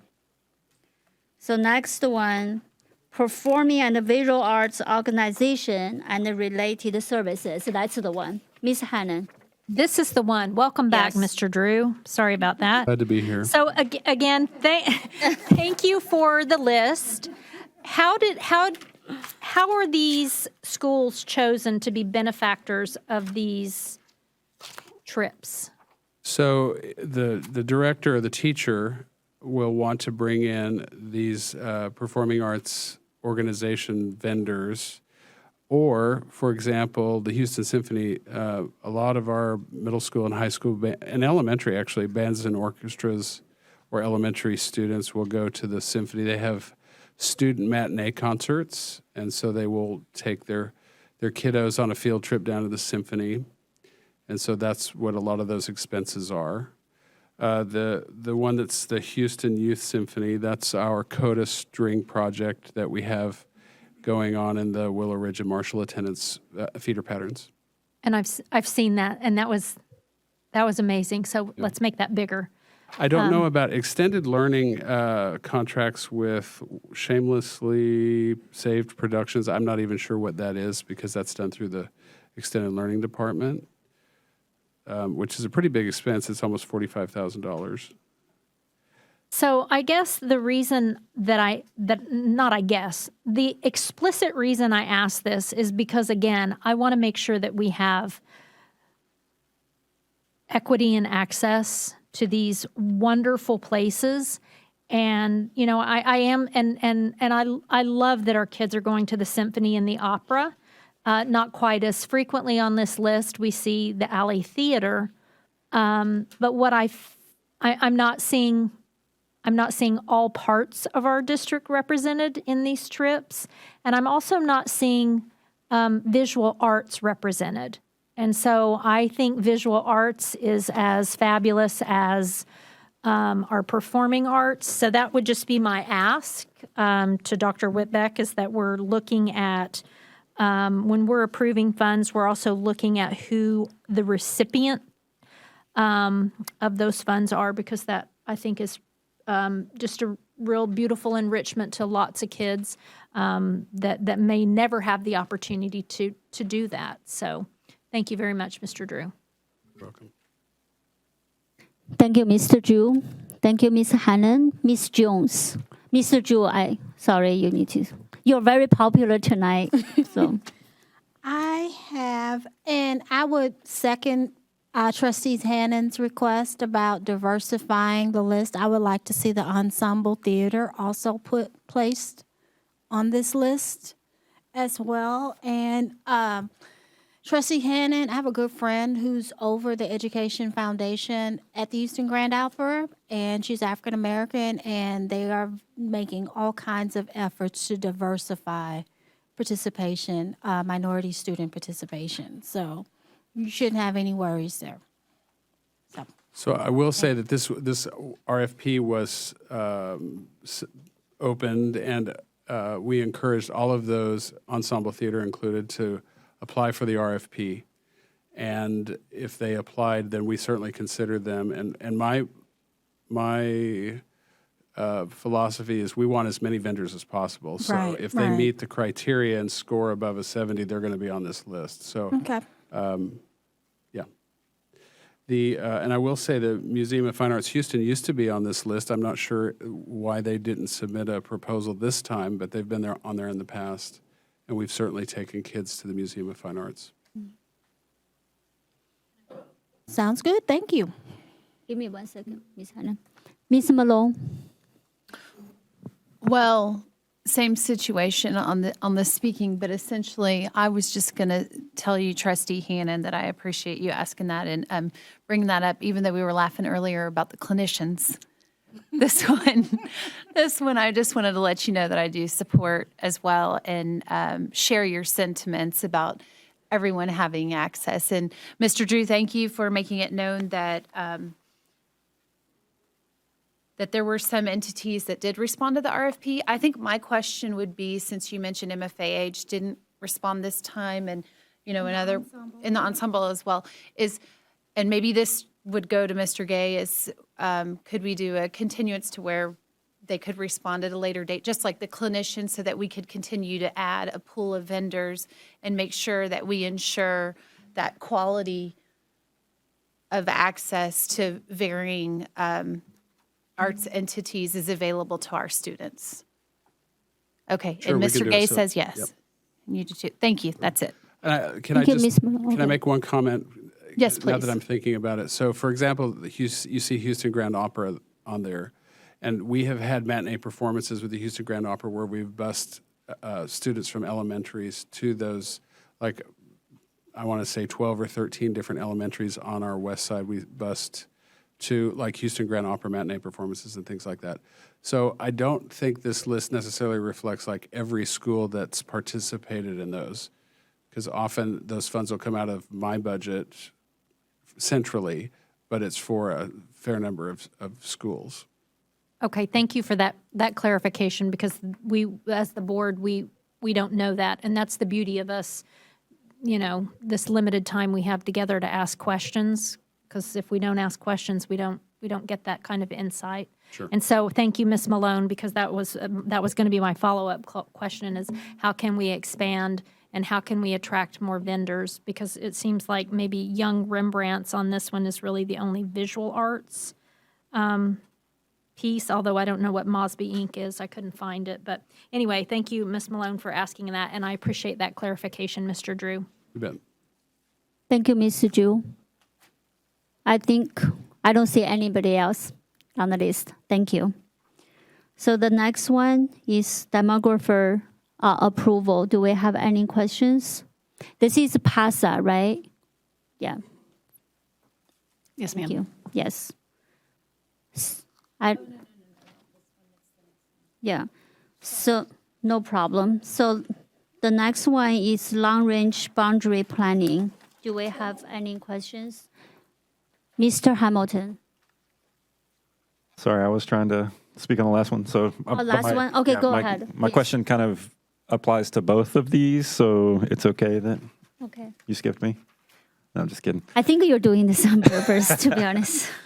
Okay, so my question is, so with both of these, with number 9 and number 10 on the agenda, so the demographer and the long-range boundary planning, it looks like we really only have one competitive quote for each of those contracts. So can someone explain why that is? I can ask our procurement folks to assist with that question and how we solicited. I can speak from the staff side that was part of the evaluation team, and that we provided additional names of vendors. And so not only was the procurement put out on the street, but I believe they communicate with those that we put names for. And those were we only received those back even after that. Is there anything that you'd like to add to that, Ms. Doris? Or Rick, sorry, both two sides. I was hoping Mr. Gay would come to the microphone so I could say great job on that natural gas contract, by the way.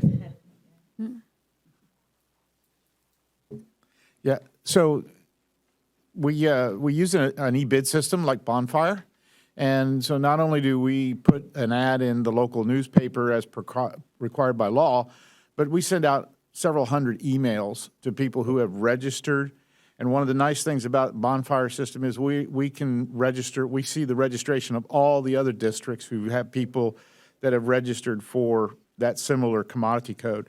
So once we identify the codes for the solicitation, it goes out to all the vendors. Now, I can't force anybody to submit a proposal, so we take whatever comes in at the time of the due date that's listed on the proposal. Gotcha. So these are both kind of niche specialties, so I get that part of it, but I would assume there are more than 2 companies in the Houston area doing this type of...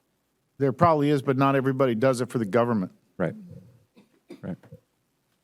So do you have a kind of a ballpark number of firms that do typically bid this type of work for school districts? I'd have Can to you go get that back. to me? I'd have to go back and check Okay. that and look at it. That'll work. Thank you. Thank you, Ms. Hamilton. Ms. Malone. Yes, thank you, President Day. Mr. Gay, don't go too far, please, sir. All right. To Mr. Hamilton's point, I have one question, and that is, did we have an extension to the bid? And was that communicated? Well, first of all, was there an extension to the bid offered to the I vendors? don't believe so, no.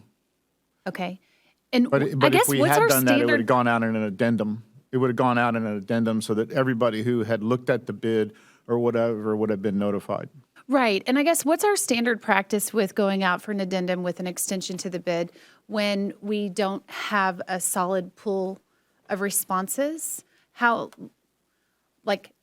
often or when or what triggers that within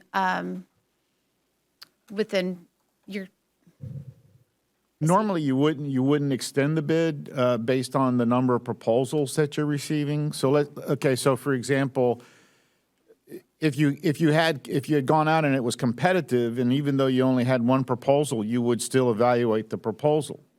But let's say you didn't get any proposals, well, then you would end up canceling the bid as a no bid, and then you might go out and survey your population to say, was there anything about the specifications that were non-competitive or whatever did you feel concerned with? And then you would adjust your specifications and rebid out the project to see if you could attract more people to provide proposals.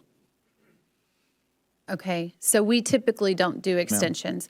And I guess I've seen other districts and other governmental entities that actually, like, they'll often do an extension, and then sometimes there's one extension, and of course, an addendum holds true to that, and then there may be an additional addendum with another extension. And typically, it's due to proposal, from what I've seen, but I'm asking, from you how we handle things here, but from what I've seen in the market, it's typically due to lack of responses, where they're trying to pulse and get an increase of responses from vendors. So I was just curious how we handle that situation here.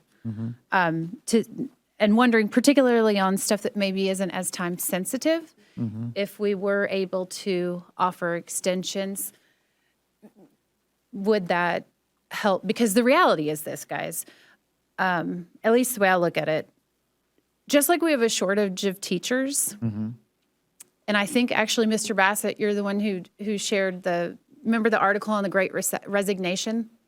And the Great Resignation is not just in the field of education, it's like everywhere.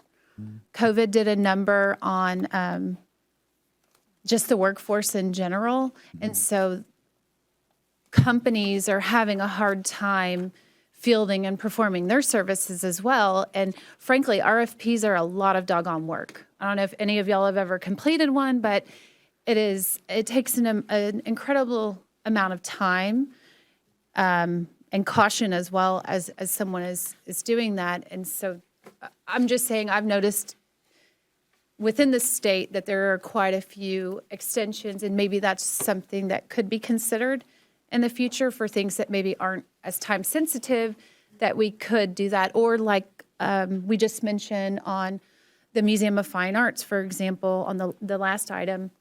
And I appreciate that you're willing to, open it back up for additional vendors to get in the game with us, because who knows what their situation is. I know they probably, at the heart of their mission, want to have the museum as an opportunity for anyone and everyone to have that experience, and would probably want to be part of it if we were to talk to them. But perhaps filling out and completing the RFP, maybe this year they just didn't have the manpower, or who knows, maybe they had their employee, like we just mentioned, the augmentation, go off to the military for a year. Who knows, right? We don't know the situations going on, but it seems to be a hardship just in general across the country and here in Texas as well. Recently, I was at the NIGP conference, and one of the seminars that I attended, and I've signed our group up to participate. There's a study ongoing right now to look at what is the cost of a bid, and then what is the cost of the vendor to do the proposal,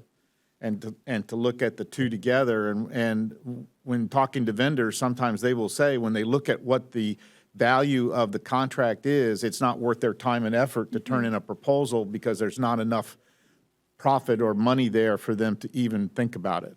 So that's one thing we're trying to figure out is, are we really too expensive for both sides? Yeah, no, that makes sense, especially when it's not even guaranteed business, right? Right. So when you're getting in a pool, like I saw some of these, there's a pool of 50 vendors, and frankly, I don't think some of them will get a dime. That's correct. And with that being said, and the amount of time and the cost, again, I get it. I'm just asking about the extension particular in this case.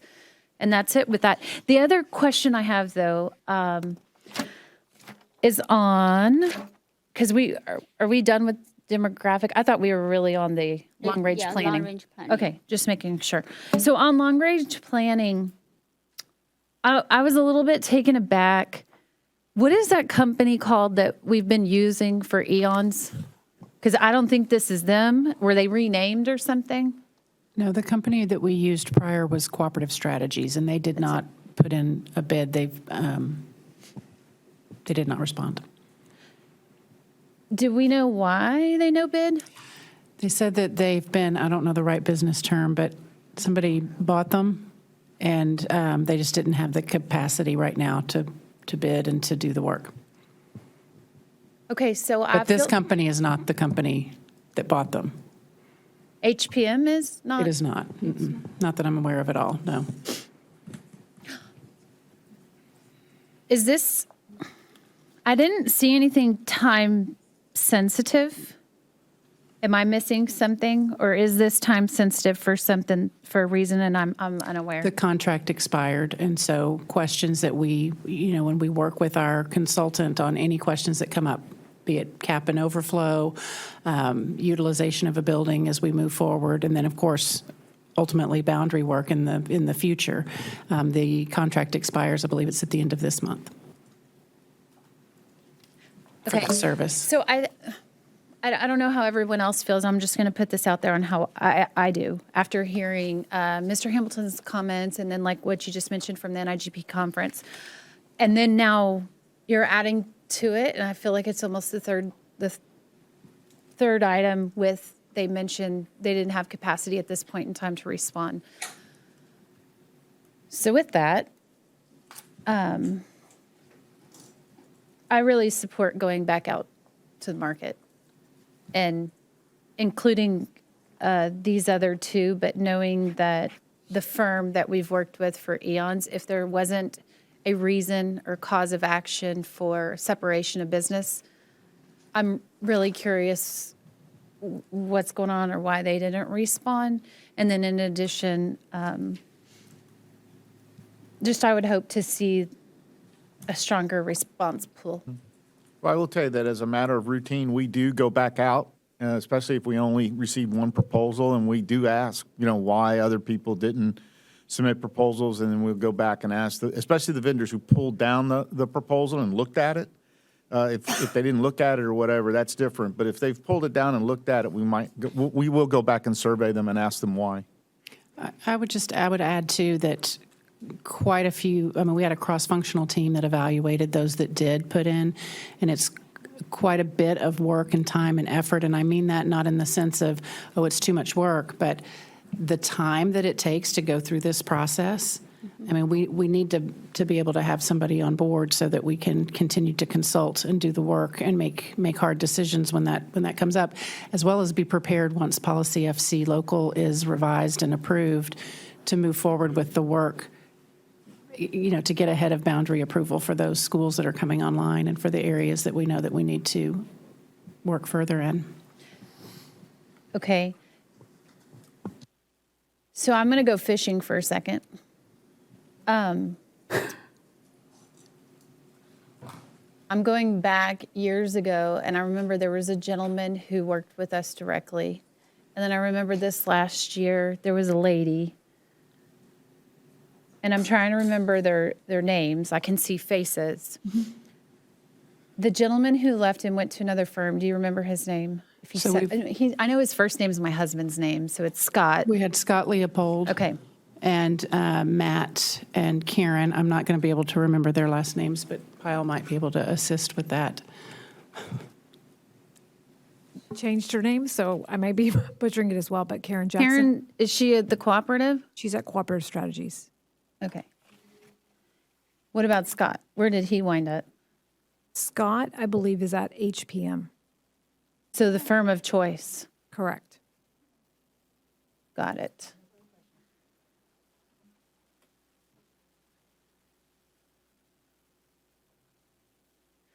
I'm going to sit on that. Thank you. Thank you. I just wanted to add also to what Beth was saying, Ms. Martinez was saying, so that all of these are really tied together. So the Policy FC Local, and we're in revision with the Board Policy Committee meeting, our committee, we're meeting with them tomorrow. And so part of that is the whole process that we just went through last year, learned a lot about the School Boundary Oversight Committee and the 8-step process. So working with the demographer, working with the boundary planner are intertwined with that. And so when we look into the future and we're looking at the opening of Ferndale Henry in 2025 and back-end plan, we're going to need to engage with the SBOC at some point. And so I share that because the decision on this boundary planner impacts, and demographer will impact our work in engaging with the community and the SBOC. So the delay can maybe impact further how we work with school boundary oversight. So I just wanted to share that just for additional context. No, I appreciate that. So I got a question for Mr. Gay then. How much time do you need to go to market on a bid? My preference would be that by law, I'm required to advertise for 2 consecutive days in each week. So we normally advertise on a Monday through Thursday. So then I have 2 weeks, and then I like to leave the bid out on the street for another 4 to 6 weeks to give people time to turn in a proposal. And then we have the long glide path into the board agendas, which is like about 6 weeks. So it's about 10 weeks, 12 weeks to do a bid. So 10 weeks, 12 weeks in an ideal situation, but if you were to condense that by law, what do you need? Basically, I would say 2 weeks plus 10 days. So just to clarify, for the waiting for the board agenda, we can make it happen faster. Because this is already on the agenda. You want to be fair to everybody out there so that they have time to really digest what it is you're asking for and put a good quality proposal together that's competitive. So when you shorten that timeline, you take a risk of not being competitive. Yeah, not the time you needed to attract a vendor. I mean, the time you mentioned, there's 2 parts. One part is waiting to get on the agenda. I said that part, we can help you with that. So you don't have to wait. You just mentioned for, a couple of weeks. I'll take any dispensation I can get. Can you also speak to how long the evaluation process is on the staff end? The evaluation process is probably, depending on how complicated the evaluation is, that could be anywhere from 2 weeks to 3 weeks to do it, maybe more. I'm going to make a very short statement before I continue with other trustees' question. So just to follow up, I know this planning and boundary is super important for the district. But also because of that, we really we do not want to rush just to approve for some company because we have to do it very fast. Because this is a long planning. See, I moved here 2016, and I've been involved for the boundary since 2017. And really, before I was a community member, watching the boundary every single time and the data for the district, for the campus utilization from one campus to the other one, sometimes the data changes. Sometimes it's hard for me to really prove something so important just with 2 vendors. And also I do have a question, because when you look at this table, normally I really trust you guys. I have a question because you said reputation of vendor for between these 2, they both the same 4.0. But then when you to the to related to the district, so there's 5 points total, but one is 4.25. So I guess thanks to Ms. Malone's question, because we worked with the person who is in this company right now, we don't have the other one, and then you measure the one meet the district needs, it's 25 points max. So one is got 23.25, the other one is 10 point. So I have trouble because if none of them worked with us before, right, the company, because this is a new company, both of them, they're new companies. We haven't worked with them, except that one gentleman who went to that company. Yes, and I think there's another gentleman that worked with the district years ago, like in 2013. I will say that the submissions from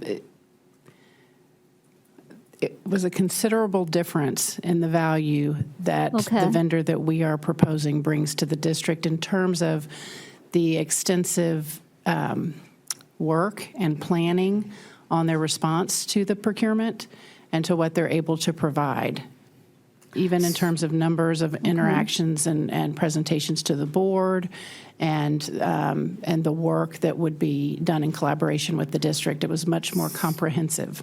So, okay, I hear you. So if that's the case, I probably really think I will support Ms. Malone and Ms. Hamilton. Maybe we need to open it up to have more vendors, because I would be very hesitant to vote on this item. But of course, if this come back for next week, you know, we have 7 people on the board, and then we can vote on it. But I'm just telling you my position at this moment. Thank you. And Mr. Garcia. Is the long-range planning and the demographer the same RFP?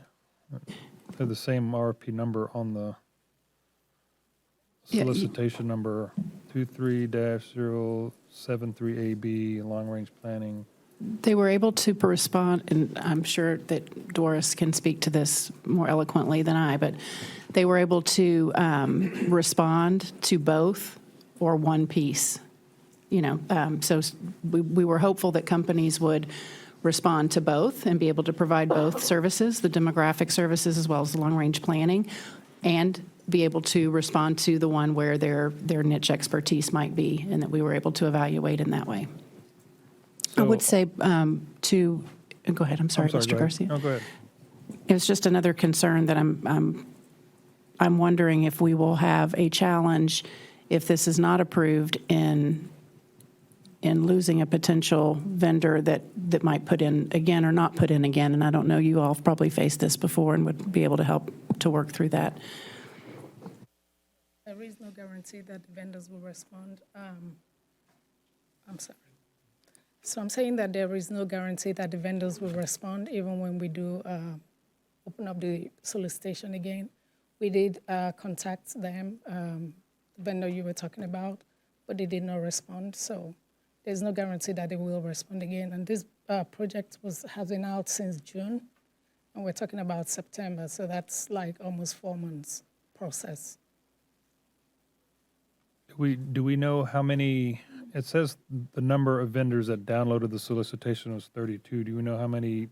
And it says 2 responses received for both of them, and it says 22,154 downloaded for both of them.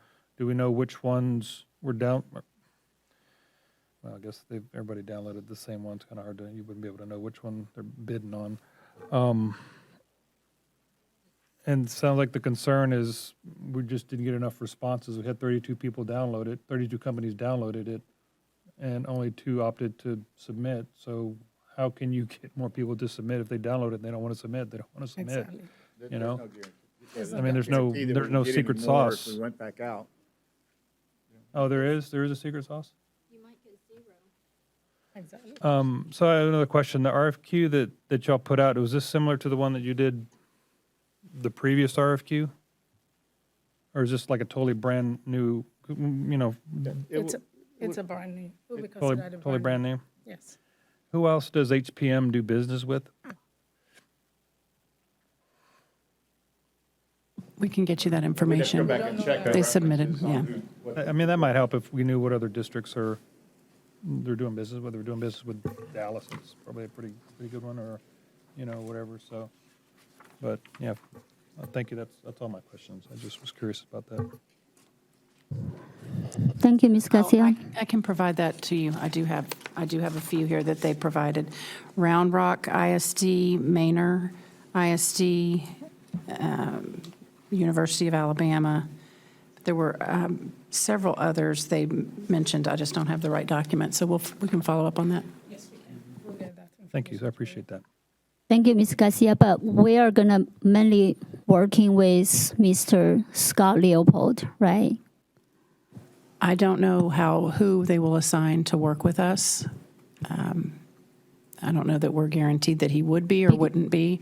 There are other staff members that are because from that company, we only worked with Mr. Scott Leopold, right, in the past. There's no other people in the company we worked with. We did. There was a team that we worked with behind the scenes. From this company, No, ma'am. HPM? You're talking about the past with No, from cooperative strategies. HPM. I've not worked with HPM Yeah. before. That's why I said the only person currently with HPM that we worked with in the past was Mr. Scott Leopold, because he moved to this company, he joined this company. He did, and I believe I said a moment ago, I believe there's another gentleman there,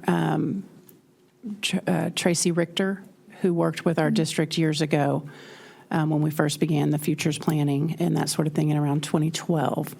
And then we would have to research further to know if there are other team members that we've worked with. Yeah, so thank you. So, Ms. Hannan? Yes, Dr. Whitbeck, do we have any boundary changes coming in the spring that would require that we need to utilize the long-range planning consultant? Well, I think Ms. Martinez is best and Pyle to explain that, because it's not just like the big boundaries like you all engaged in last year. It's a lot of the other types of decision making when we are looking at even, cap and overflow, and I even mentioned in my last update that we're watching Travis.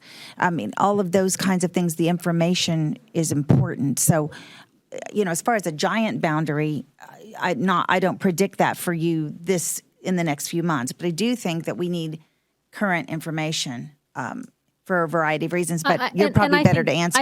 I think you answered that very well. And I think that's the answer, that if we don't have information that is readily available, that is, to date, kind of speaking. But those information should have come from PASA, right? PASA will provide those information.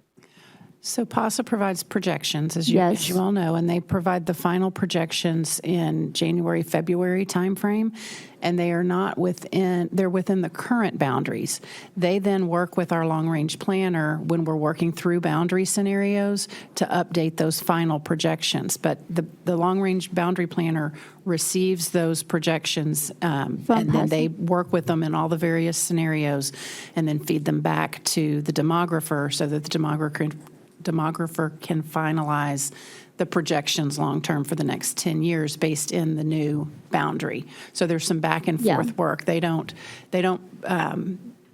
only responded to the demography side of it, and so they don't take that and play with boundaries. Now they will give us guidance on what areas are growing significantly and where we might need to look at a boundary change, but they don't manipulate their projections in the new boundary scenarios so that we can work with them. I understand. I appreciate Ms. Hannan's question, because I understand if we do have a boundary changes, then this consultant company is super important. We can't do anything. But for the cap overflow, though, isn't that normally from the staff?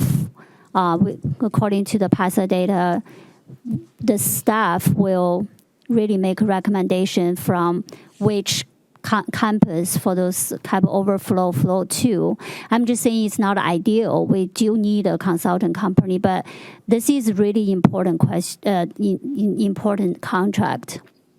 So Fort Bend ISD, when you look around the Fort Bend ISD campus, when you look at the utilization, we have a lot of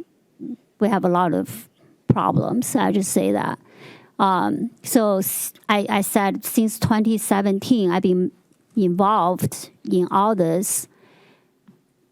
The boundary always is very stressful for the community member.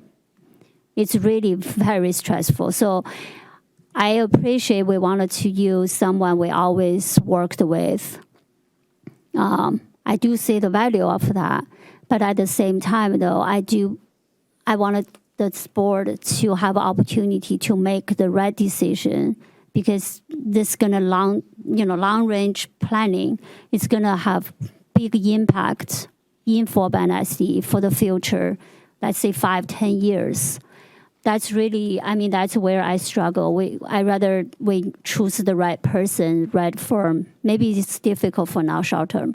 Another thing is, I didn't realize it's a such time sensitive, constrained contract. We have to make a decision like right now. We don't even have any buffer we can, have a buffer for the board saying, what if this does not get approved? So I will appreciate it like later on if we can bring some item, if like this, maybe we can bring to the board, give us a few months ahead of time to make that decision, just to have a plan B. And Ms. Day, when you're finished, if I might be able to please, finish Ms. my Hannan. question. Yeah. So, Mr. Gay, how many of our staff members are involved in this process, in going through bonfire and the whole process, the 10-week process that this Well, that the this covers? solicitation's normally done by one buyer Okay. from our office, from our procurement material management office.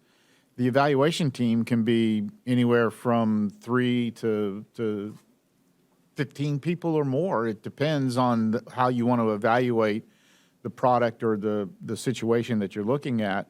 You usually have to have an odd number so that if you have a vote or whatever, it comes out right. But in most cases, the evaluation team's anywhere from 5 to 9 people.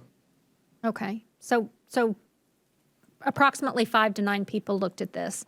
We had 32 people download or upload, whichever direction, the RFP, but only 2 responded. And so I hear Ms. Day's concern and Ms. Malone's concern, but my concern is we have had qualified staff look at these proposals. Dr. Whitbeck is bringing this to us, and Mr. Gay, what do you think the likelihood of us getting different vendors in a condensed RFP window? I mean, I know I'm asking you. I wouldn't like to speculate. But it could be anywhere from 0 to 2, the same 2, or you might get 1, maybe 2 more, but I don't think you'd get much more of a response. Okay.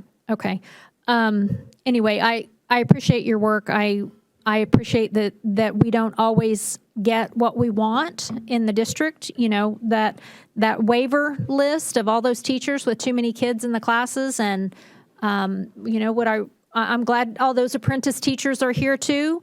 But would I rather have a highly qualified, certified teacher in all those classes? I absolutely would.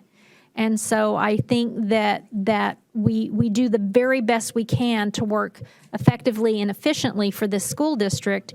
And I respect that these are the 2 companies that were submitted, and this is who staff scored.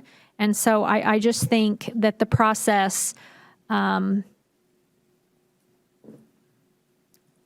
worked for me, and so I appreciate that, and I hope that this board will consider accepting that next. Thank you, Ms. Hannan. So like I said, we have 7 board members on the board, so I appreciate to hear different opinions, and so we have discussion, and that's if there's no more other. Okay, Ms. Malone. Thank you. Okay, so I went and pulled the RFP, and I guess I'm not understanding why we couldn't go back to market with this. I understand when you have to write a new one, but I don't understand why I couldn't close and reopen and invite. And those folks who've already prepared their response, they've already done the work. It's done. They just resubmit and put it in the field and upload. But what I noticed, and maybe this is like what I'm really getting at, is more so process overall on all of them. So kind of like, hey, do we do extensions? Do we do this? Do we do X, Y, Z? And this is another one. So on time frame, because President Day mentioned the buffer, but I also understand there's the process of evaluation. So the RFP opened on June 14th. The responses were due and the RFP closed on July 18th, so a little over 1 month.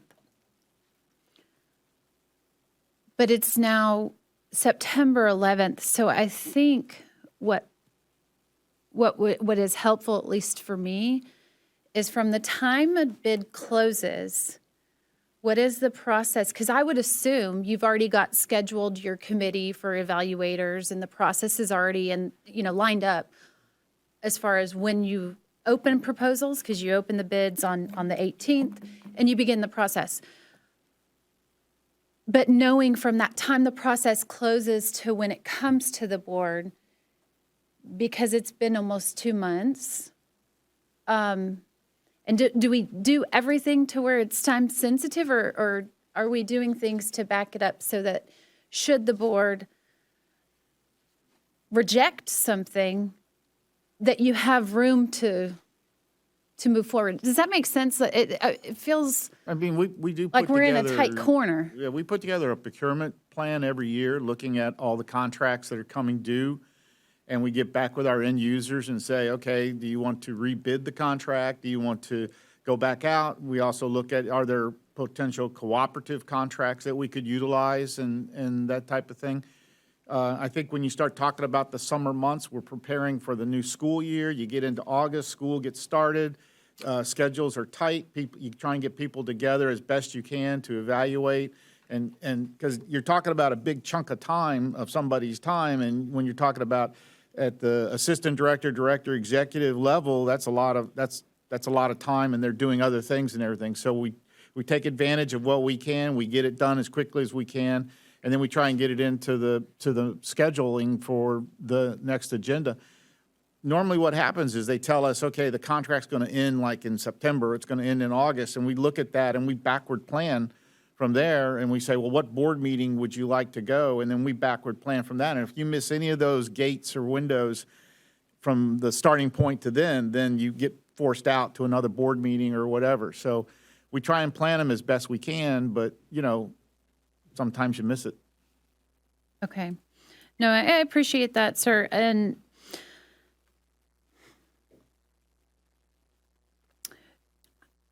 when I said I was going to sit on it, that was the earlier when you mentioned who'd be working first. So, one of the things we've talked about in some of these bids is, let's say, architects. And it was crucial with Carolina. She's mentioned, she wants particular folks to be working on her team and on her projects, and she knows who's going to be assigned to her. And I know typically in an RFP response, which when I'm in here, I can't see this, but I have one specific question, because typically you ask who's going to be assigned and their resume is required from the company. Mm-hmm. So they want to know in advance, for example, on this, who are you going to be assigning to our school district, and provide a resume and their past experiences with the scope of project. Mm-hmm. So did we have something like that presented in the RFP to these vendors so that they would present who would be assigned to our project? I'd have to ask Ms. Martinez, did we specifically ask for staffing in the evaluation time? Did they provide a staff as part of the proposal? I don't recall whether we asked for that or not. I'd have to go back and look. There was a lot of work around the scope. But we did receive a packet from them. I'm trying to look through it.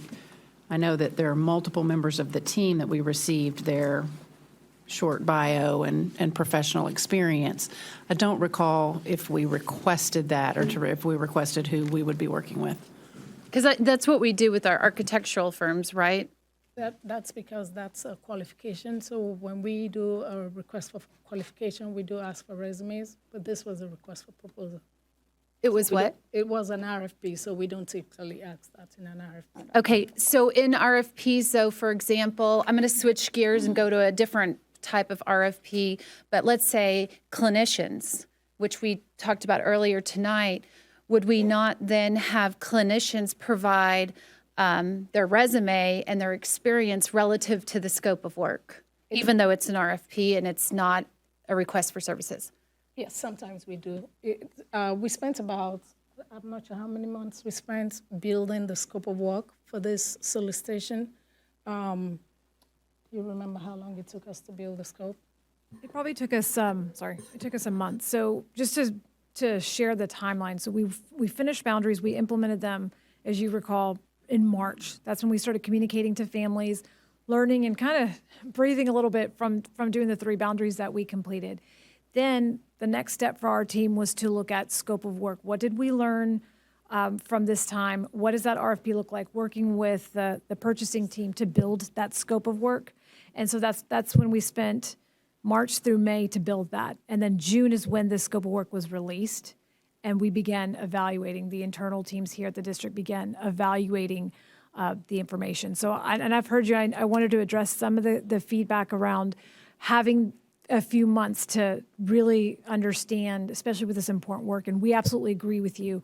I think what we're at is like right when we finished those boundaries is when we said, okay, we know that the proposal ends in September. And so we need to have that leeway to plan for the next time, so that we're not in a position where the next time that we do boundaries, we're feeling really crunched on that aspect. And so I wanted to address your feedback, President Day, on that I understand.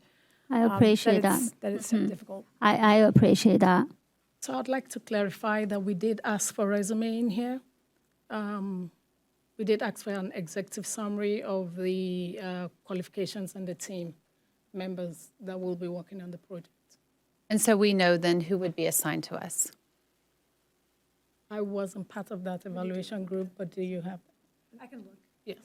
Okay. I mean, so here's my vantage point. 2018 was 5 years ago. 2018, I'll never forget it, with the boundaries.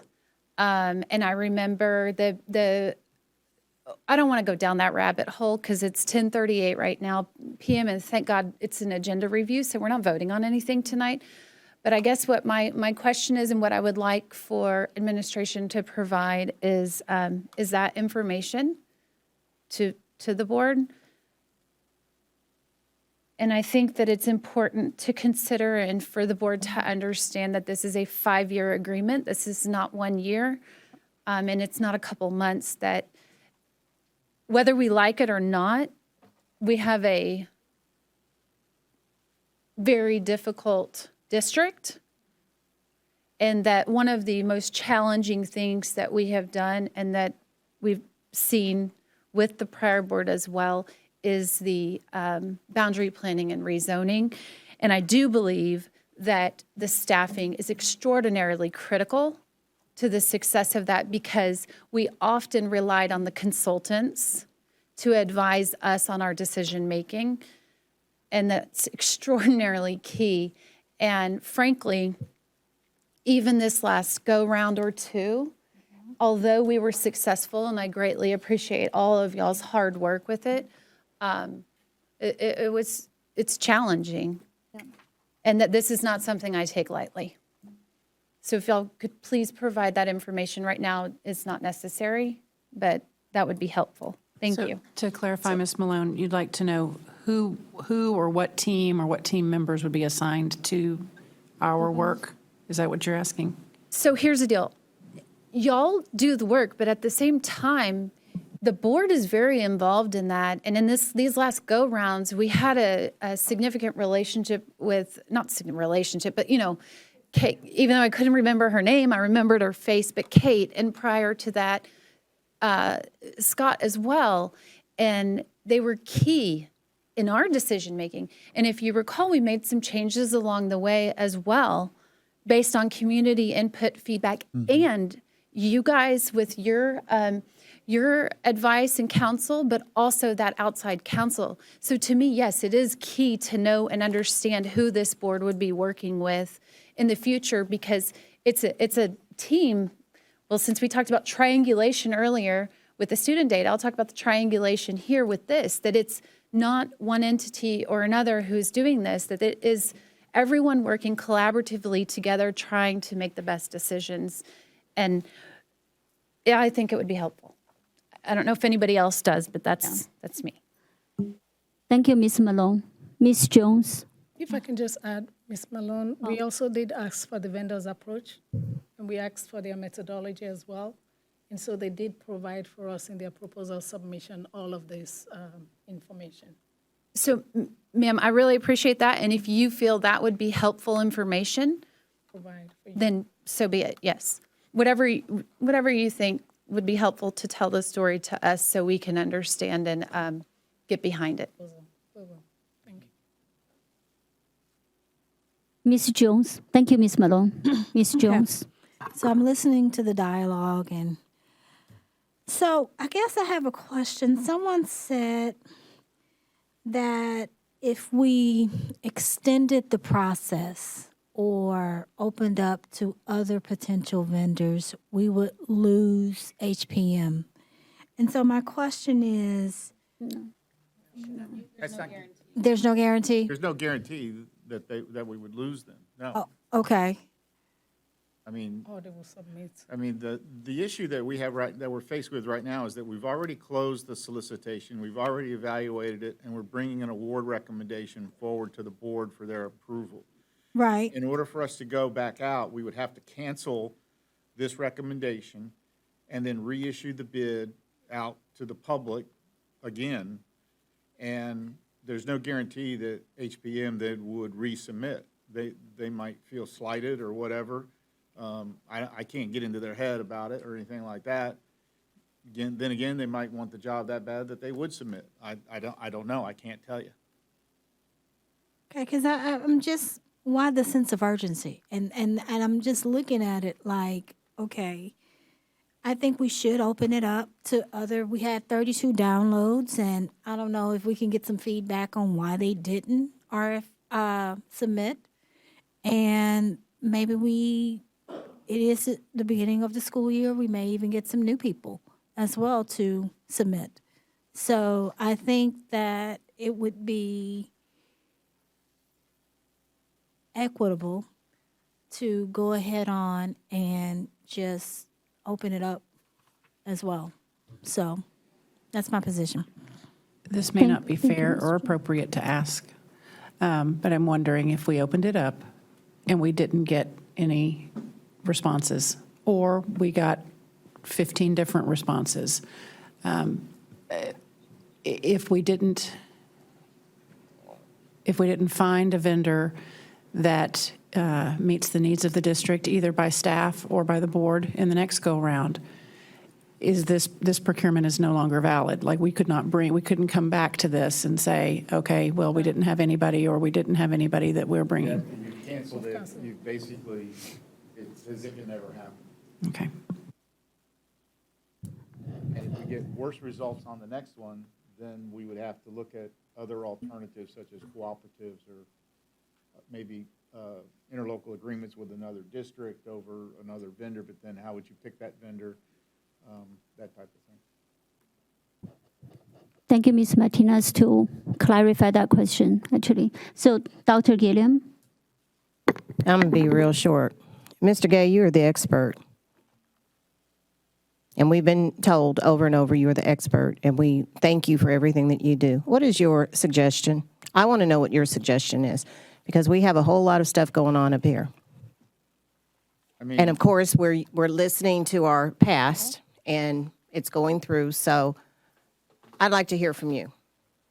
My opinion, ma'am, it was a legal procurement. We did what the law required us to do. The staff has looked at the proposals that came in. This proposal was considered to be the best value for FBISD. Staff has made their recommendation to the board. The board has the right to either reject or to accept, but it's our recommendation that you accept. So it is your recommendation that we accept this? Ma'am. Okay, I will definitely honor your recommendation. Thank you, sir. Thank you, Dr. Gilliam. So I just want to ask one question. So for these two procurement, so they are the number are very similar. I asked, I think Mr. Garcia bring this up. So they both have 2,154 number of vendor contacted by Fort-Bend SD. They both have 32 downloads. They both have 2 responded. So that being said, also I wanted to also see, is that possible? Because other vendor just made the assumption we are gonna go with certain people. Because I hear this in the community, a lot of people, I mean, I don't want to say a lot of people, but people bring this concern to me, saying, basically they already kind of know who we are gonna go with. That's why they don't feel it's worth their time to put it in for the bid. I'm not saying that's really happening in this particular case, but I do believe that's a possibility. So I just want to put it out there. Normally, I really want to go with your recommendation, but since 2017, I didn't have a good experience with the boundary planning. I'm just going to say it. And so that's why I'm very hesitant. Since I'm sitting here, I'm very hesitant to do the same thing for the next 5 years. That's really the reason. It's not about your process. I have no question about your process, your expertise. It's just that I really went through the whole thing since 2019, 2018. I think maybe Ms. Malone have a similar experience. So that's really, for me, it's very hard to make this call. I just want everybody to understand that. So that being said, I don't see any more other questions. And Dr. Wayback have a very short statement. I have an announcement. Staff has corrected the comment about the opening dates for Middle School 16. It is the elementary at Ferndale Henry that will open in the fall of 2025. Middle School 16, the fall of 2026. So I wanted to clarify that because that was a misstep. Thank you. Thank you, Dr. Wayback, for clarifying that. So now we're going to convene in closed session. We'll now convene in closed session under Texas Open Meeting Act, Texas Government Code, Chapter 551, under the following sections. Section 551071, for the purpose of a private consultation with the board attorney on any or all subjects or matters authorized by law. Section 551072, consider purchases, exchange, lease, or value of real property. Section 551074, personnel matters. Section 551076, security matters. Section 551082, student discipline matter or complaint. Or Section 551021, personally identifiable information about public school students. The time right now is 10:49 p.m. and we are now convened in closed session. Okay. The time is 11:27 p.m. when we are now reconvened in open session. Do we have any motion from closed session? Madam President, I move the Board of Trustees approve the conciliation agreement in EEOC matter 460-2022-00934 between Josette Austin and Fort Bend ISD, and authorize the superintendent to execute the agreement and any related documents. Second. We have a motion by Ms. Garcia and second by Mr. Hamilton. Do we have a discussion? Seeing none, let's vote.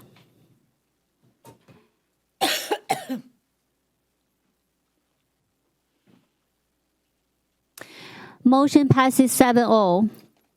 Can I have a motion to adjourn the meeting? Motion to adjourn. We have a motion by Dr. Gilliam and second by Ms. Jones. The meeting is adjourned at 11:28 p.m. Thank you, everyone.